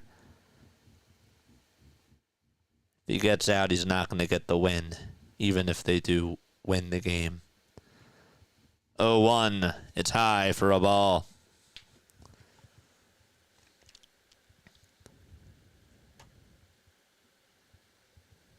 There goes my hero. Foo Fighters. 1-1 pitch to Harper. It's outside for ball 2.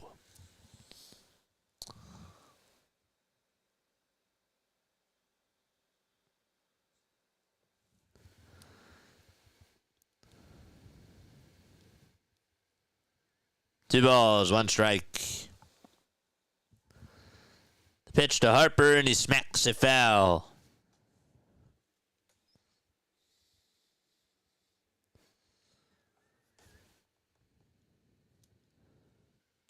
Schwarber waits in the on-deck circle.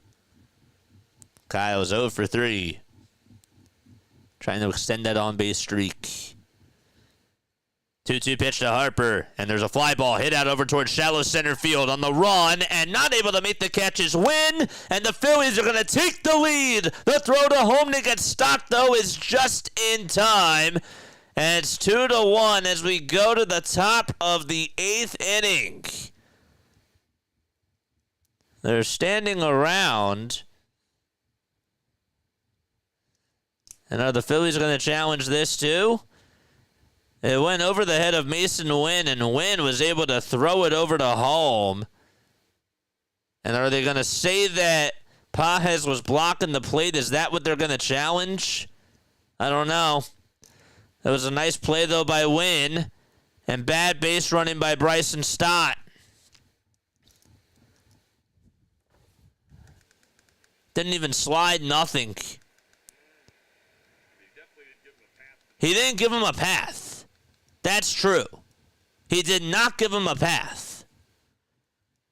So they are challenging. And by the way, Ali Marmol's out there too to check up on Pages. So it is an RBI single for Harper. And the Phillies do have the lead. We'll celebrate that.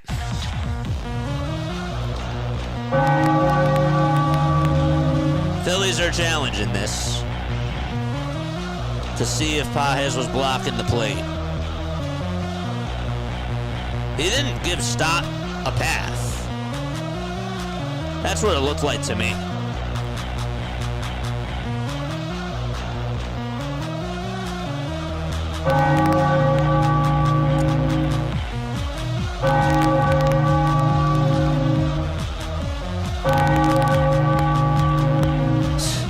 That's bizarre.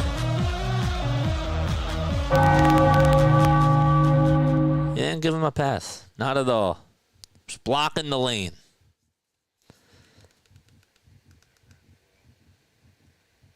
They're still reviewing this. Umpires Lance Barksdale and Tom Hanahan have the earpieces on.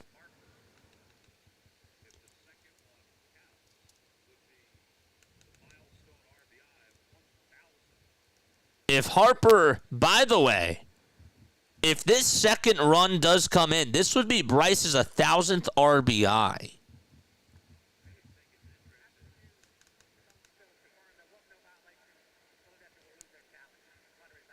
The runner's out, and the call on the field is confirmed, really. So it's an RBI single for Bryce. The Phillies do take the lead 2-1, and we're going to the top of the 8th inning. There wasn't a lane there.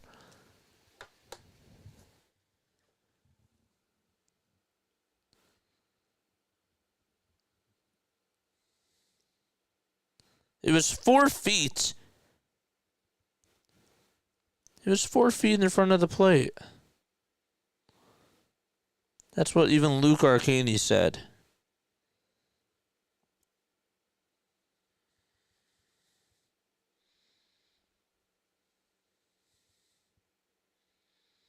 I don't know. Tom Coe said that pace running by Marchand an hour ago was not great. It's wild. I don't know. But we got the lead. That's what matters. JJ Lucky Rabbit when we take over for the win in the 8th inning once, twice, and again today. Stop trying to score there is a worthwhile gamble.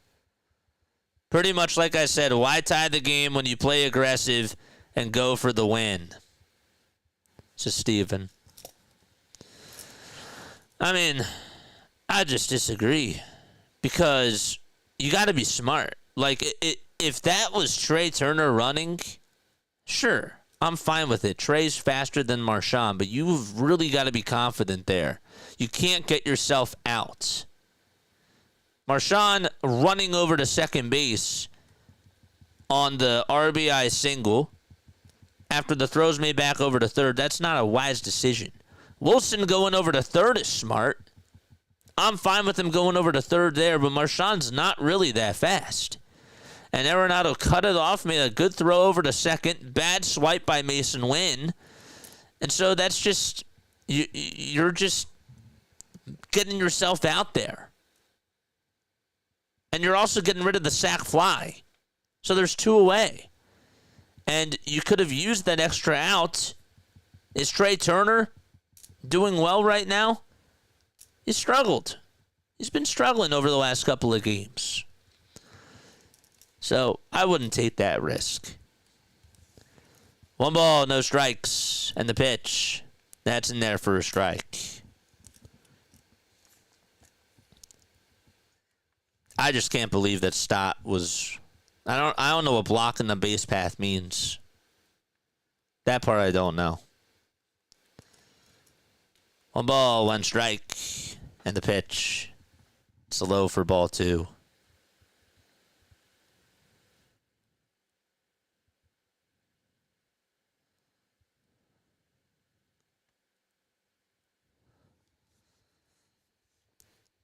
2 balls, 1 strike. The pitch. There's a ground ball base hit out over to right field. Castellanos gets on one knee and fields it.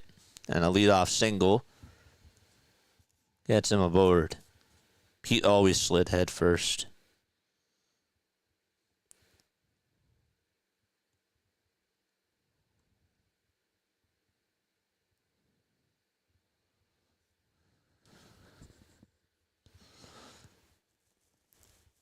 So we got a runner on over at first, and Mason Wynn is up. Alvarado's pitching. And there's a 97-mile-per-hour heater that's down for a ball. So does that mean that Luzardo could get the win? Yes. As long as Alvarado doesn't blow this.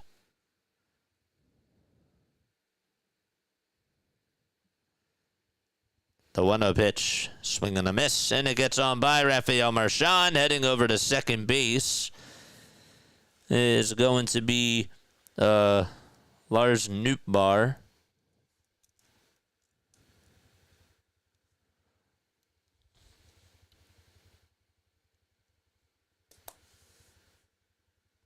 Denver says cut him now.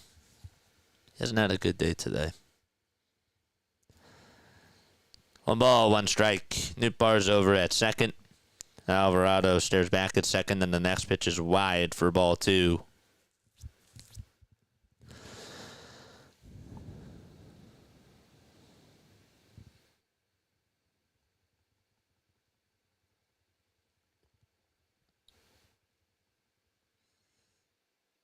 Two balls, 1 strike. And the pitch, swing and a miss.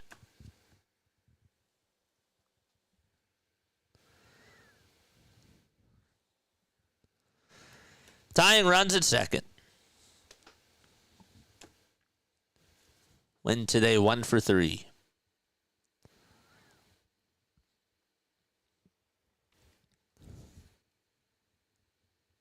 Get that win for Luzardo.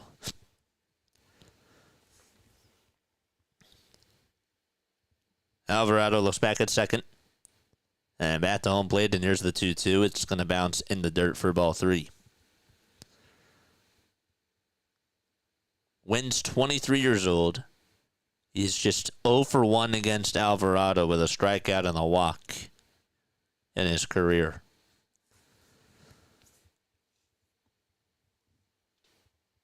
Three balls, 2 strikes. The payoff pitch to Wynn, down for ball 4. And that's going to put runners on at first and second, and Brendan Donovan's coming up.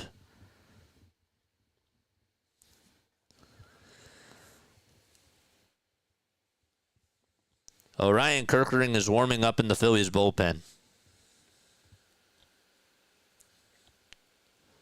So Lars singles, and Wynn walks. And Caleb is going to have a conversation with Alvarado here. This is a big at-bat. This is Brendan Donovan, who's their best hitter.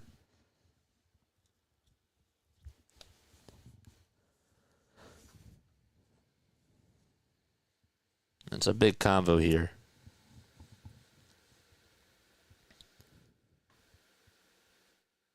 JJ, we can agree to disagree, but we both are Philly fans. Dude, I love it. Catcher gets leeway if the throw takes in the path. If the throw takes you to the path. I understand that. I still think that even with the throw taking him right there, he didn't give him a spot. Still didn't give him a lane. But thanks for the $2 super chat. Nobody out. And Brendan Donovan is in the batter's box. Donovan's going to show bunt. And he pops it up. It's a foul ball.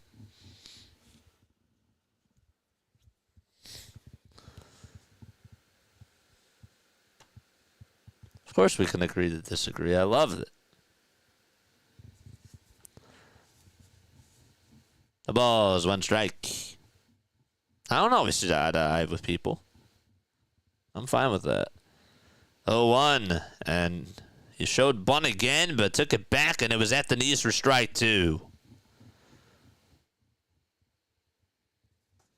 Contreras is in the hole. It would be huge to get this guy out. No balls, 2 strikes. And here's the 0-2. And it's going to bounce in front of Marchand as it's in the dirt.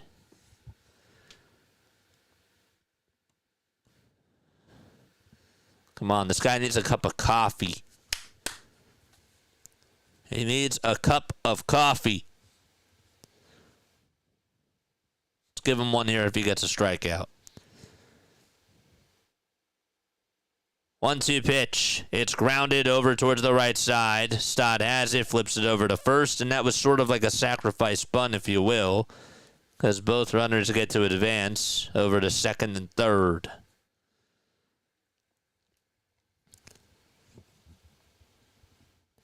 So now do you walk Arenado here and face Contreras? And Rob is going to make a move.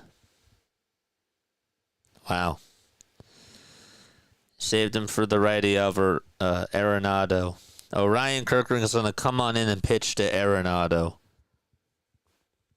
I don't like that. I don't like this move.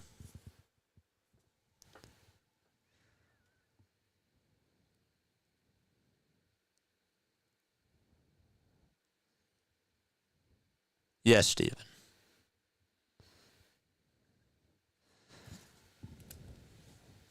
I don't like this. I don't know why. Yes, Kirkering. You would go to Kirkering here? I wouldn't do it. This is nerve-wracking.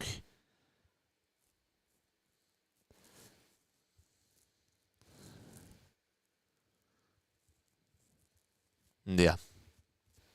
I don't know why you would do that. Jose Alvarado is one of your best relievers, and you're taking him out of the damn game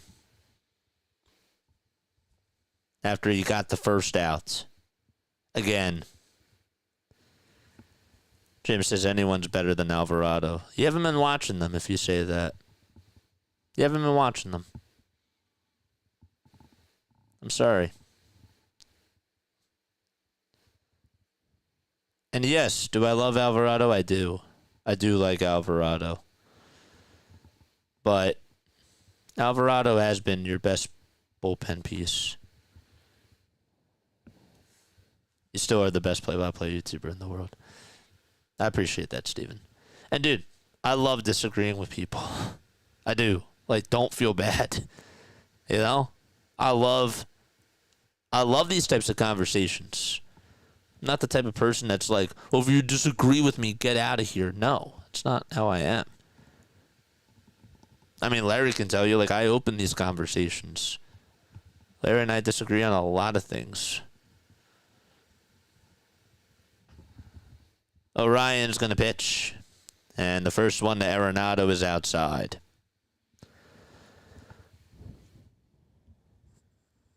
I don't like this.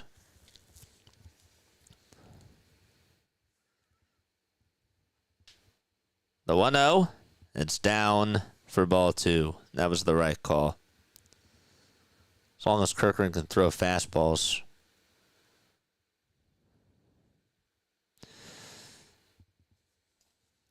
Two balls, no strikes. Here's the pitch to Arenado. It's popped up over towards the first base side in foul ground. Harper does get under it, makes the catch. And Arenado got himself out. Wow. You just gave away that at-bat there. You're ahead in the count, 2-0. And you hit a pop-up like that. Wow.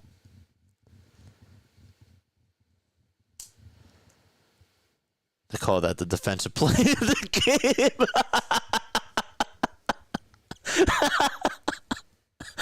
That's the defensive play of the game. The pitch, it's down for a ball.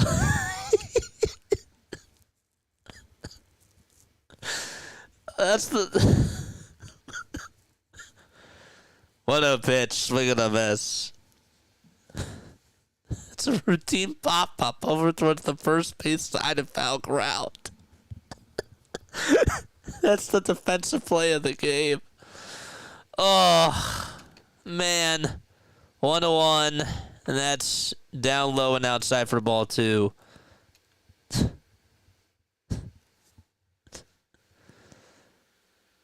That's crazy.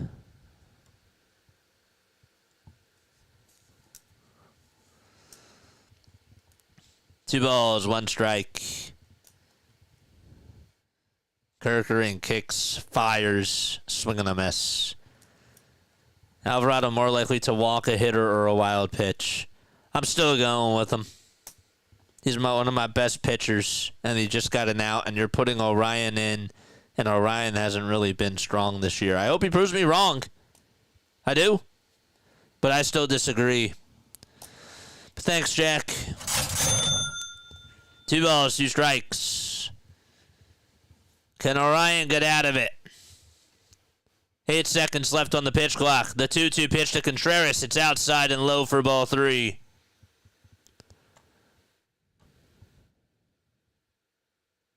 I'm glad you don't get mad because we both have opinions. Of course. I love it.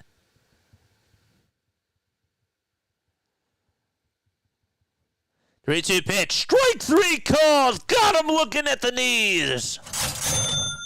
And we're going to the bottom of the 8th. Wow. Okay. Okay, Orion. What a pitch. I can't believe it. Kudos to Orion.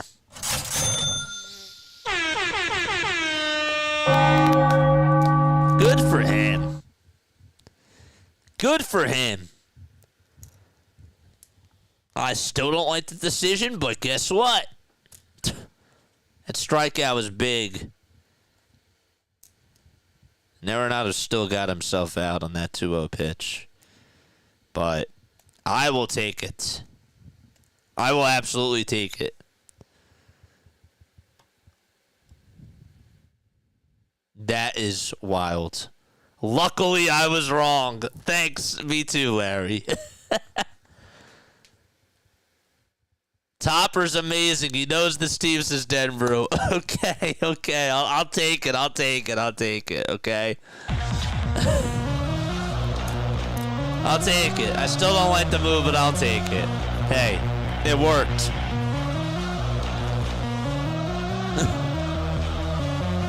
Okay. I'll take it.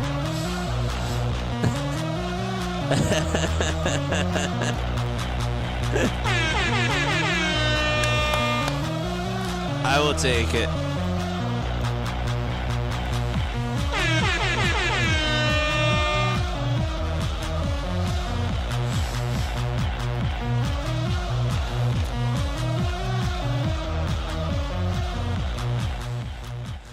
This is why we are not the coaches, says Steven. Jim says you must not have been watching Orion Kerkering. I have, but Jim says great show, bud. I appreciate you. Man. We're in the bottom of the 8th. It's 2-1 Phillies and Kyle Schwarber. Let's hope he can get on base here to extend that streak. It's outside for a ball.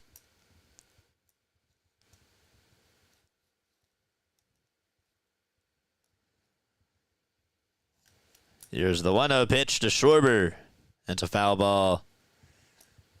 Just checking in on everyone's behavior. What's going on through 3-3 step? Come on, Kyle. Get on. Extend that on-base streak. 1-1 to Schwarber. There's a bouncer. It's hit back over towards the mound, and Schwarber gets tagged out by the pitcher. That's on the line now. So Schwarber does not get on base.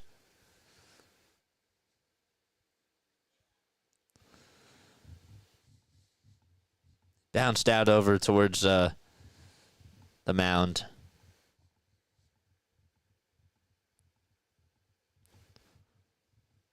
Thanks, Renaud. Appreciate you, man. And 1 out. And so Steven Matz is going to be replaced. We got a pitch and change. All right. Okay.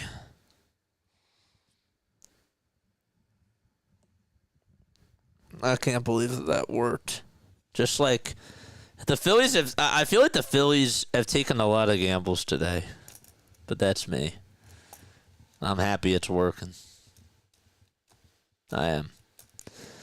Don't forget to like, don't forget to subscribe to the channel as well, and turn on those notification bell icons too. Can you imagine like if Harry or somebody else was doing like a back and forth during the broadcast like this? I really wonder like what people would have said to them live. Not a Phillies or St. Louis fan, just a degenerate gamble who is at work listening to the to your cast in hopes of hitting the under. Regardless, I really appreciate the play-by-play. Gave the channel a sub. You're the man. Love it. Appreciate you. That's my MVP. Fins up.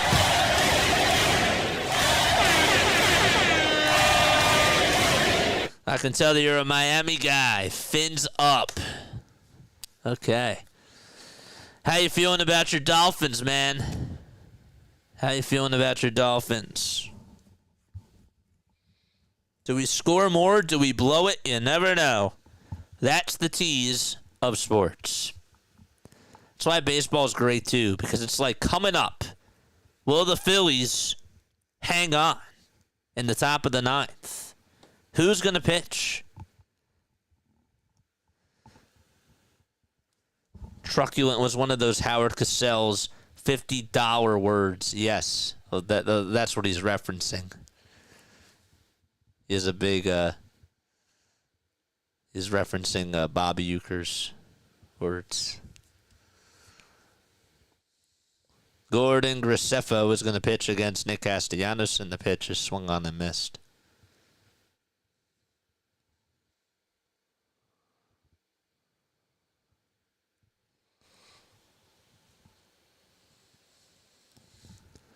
The ball is one strike. The windup and the pitch. It's in the dirt from Graceffo. All right. If I'm not looking at chat, I apologize.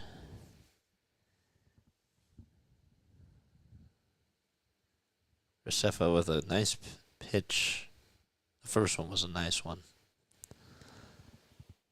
The 1-1 delivery, the Casty. That's fouled away. It was a hanging slider.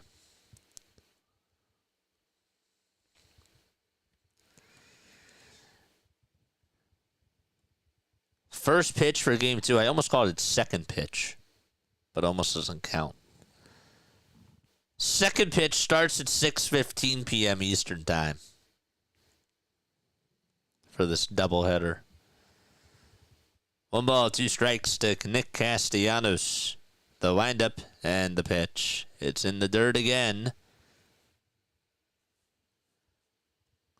Castellanos has been doing a better job at not chasing after some of these bad pitches today.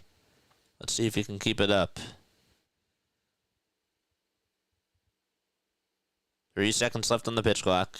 And the 2-2 to Castellanos. And he pops this one up out over towards right field. It's hooking foul. And it takes a high bounce out of play.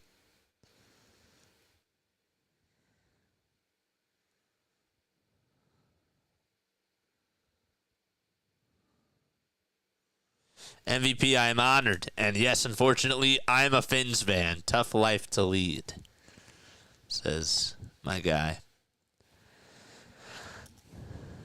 The 2-2 to Casty. It was low, but it's called a strike 3 anyways.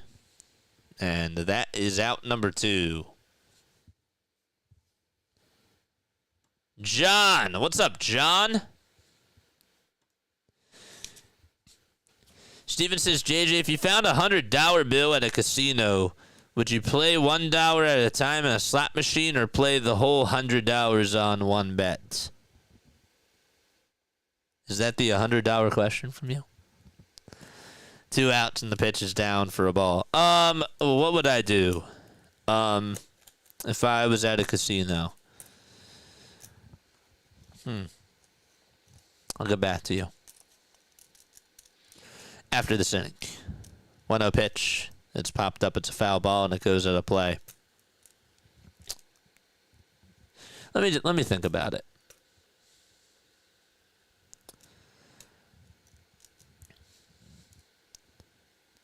If I'm at a casino and I found that 1-1 foul ball.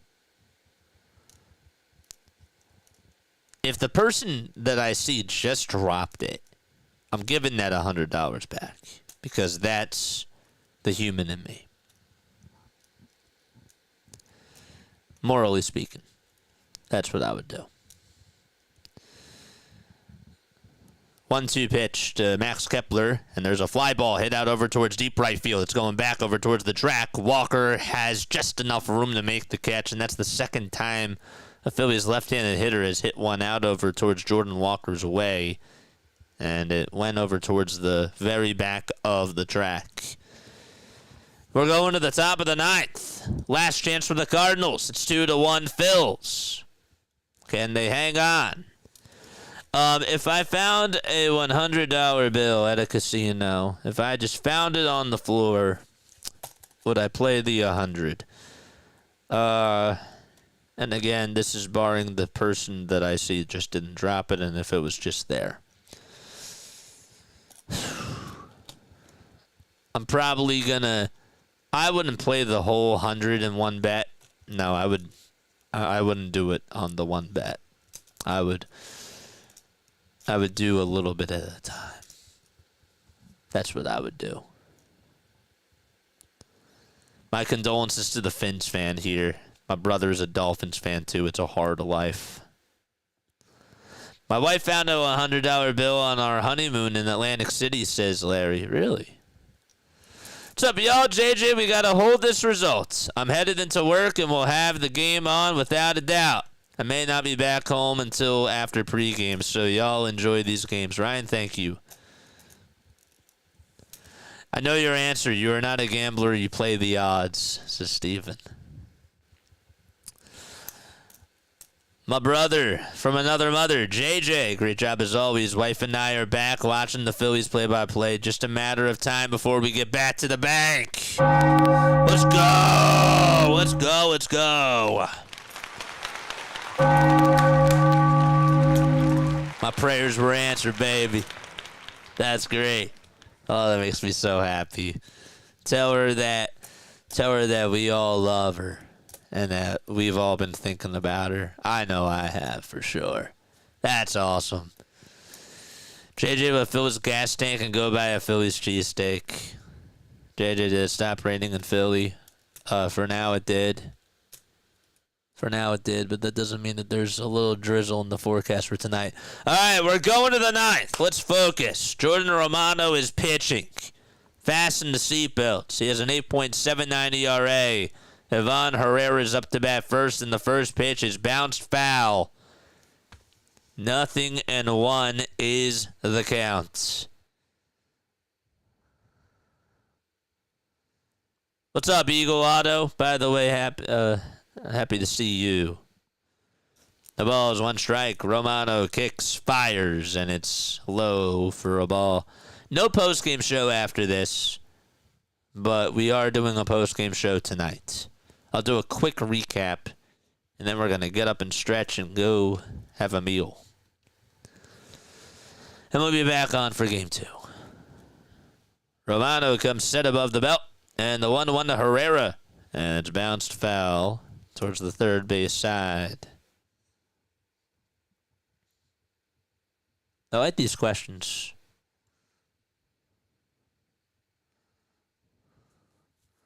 What's Hoffman's ERA? It's skyrocketed. Hoffman is not doing a good job. Wish I was joking.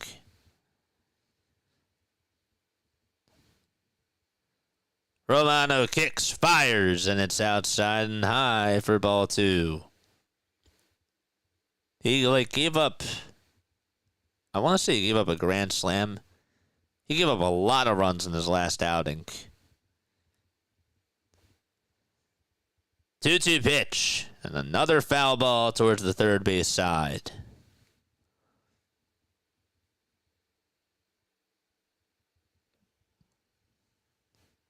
Specifically, his ERA, I'll give it to you now. It's at a 6.05.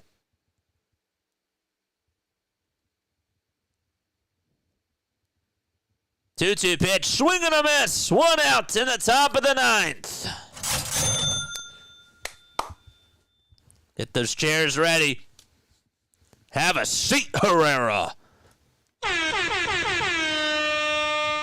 Hoffman's ERA in the month of May, in 4 innings, he's given up 11 earned runs.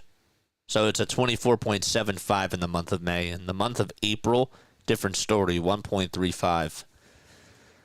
1 out, and Nolan Gorman's going to pinch hit. And the first pitch, there's a swing and a miss. Got a slider, and couldn't catch up to it. He's batting .231 as a career pinch hitter. As a homer and 5 runs knocked in. The late kick and the pitch from Romano. It's fouled back over towards the screen.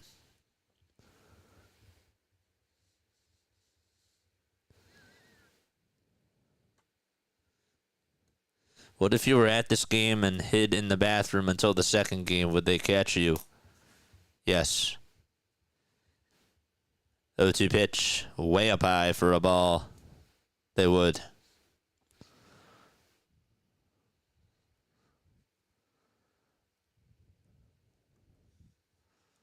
I like these questions. Keep asking them. 1-2 pitch. Another swing and a miss. 2 away in the top of the 9th. Romano climbed the ladder with a fastball.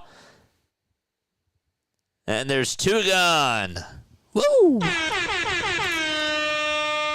And the final out for St. Louis. Backs are against the wall.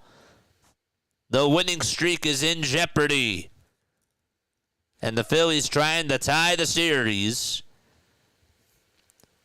And Alec Burleson's going to pinch hit. Ollie Marmol unloading and unleashing the bench. The first pitch, strike 1. It's a slider at the knees.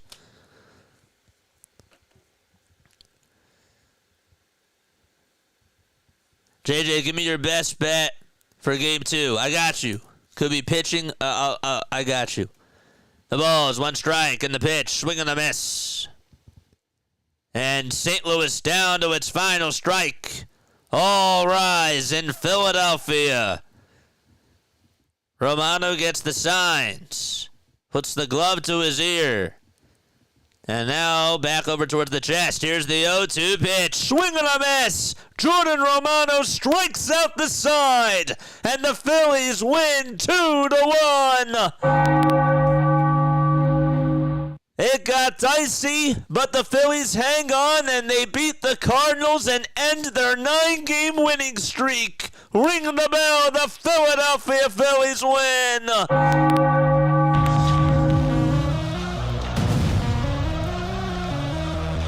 A celebration for a sweet, sweet victory.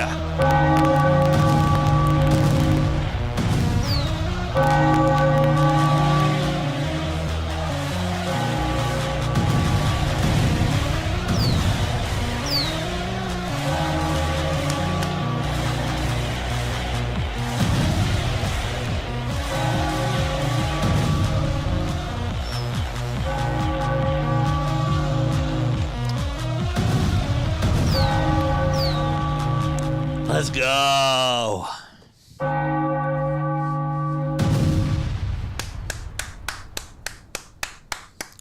Tie that series up and go for the win tonight. Go for that win tonight, man. This was a grind out type of a game for this team. And I don't know how. I think we stole this game. We stole this game. And you know what? Even still, we did show... The Phillies did show fight, and they stayed with themselves. And I'll tell you what, they took gambles in this game, But the result is what matters, and they ended this team's 9-game winning streak. I am so happy for this pitching staff. I'm happy for Jordan Romano. My gosh, him coming in through the 9th inning, good for him. He strikes out the side? Really? Ew. And I mean that in a good way. Ew. There we go. Luzardo.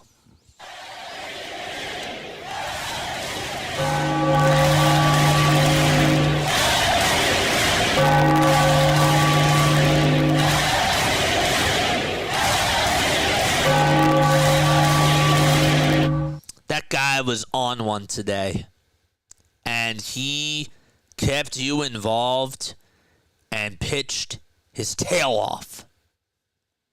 My gosh, that was awesome.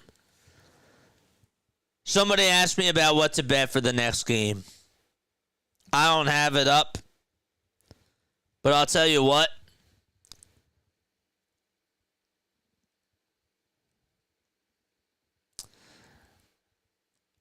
If Aaron Nola has a line for 5 or more strikeouts, I would take that. I think Nola's going to get you at least 5 or more strikeouts. I would go up and I would say that he's going to get you 7 or 8. So that's what I would take. That was big. This Cardinals team's good. This Cardinals team's really good. And you split the series. And you take game 1 of this doubleheader. So now you're riding momentum into game 2, which is also big as well for the ball club. And you could use Strom in the second game. You have more flexibility. You can use Walker in the second game in the bullpen. Tanner Banks, Joe Ross. I mean, Luzardo pitched great today. You needed that. Wow. This was a gutsy win. This was one of those games where they stayed in. The offense didn't do much. But they played small ball and they won. That was just enough.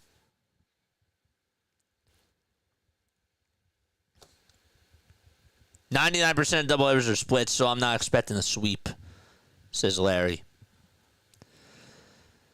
At this point, I think I trust Romano more than Kerkering, says Larry. You know? I'm starting to get there. On to game 2. JJ, are you streaming game 2 tonight? Of course we are. Who pitches tonight? Nola. Aaron Nola versus Sonny Gray. 6:15 p.m. We'll start the stream at 6 o'clock. I like this win. I really liked this win. This was an awesome game from the Phillies. I'm not letting the bats off the hook. Too bad Kyle Schwarber ended his on-base streak, but you know what? If he gets on base today, at least the day streak will continue. So, but it is what it is. It is what it is. JJ, time for you to sing. It's time for me to eat. And not just eat crow, but go eat a meal. Let's go. All right. I will see you all tonight. Love you all. On to game 2. Great win by this team. Now how do you take the series and sweep the Cardinals tonight? Let's go for the kill. That I'm willing to be aggressive with. Let's go for the kill there in game 2. All right. I'm done babbling. See you tonight. 6 o'clock. We'll start the stream. Bye-bye.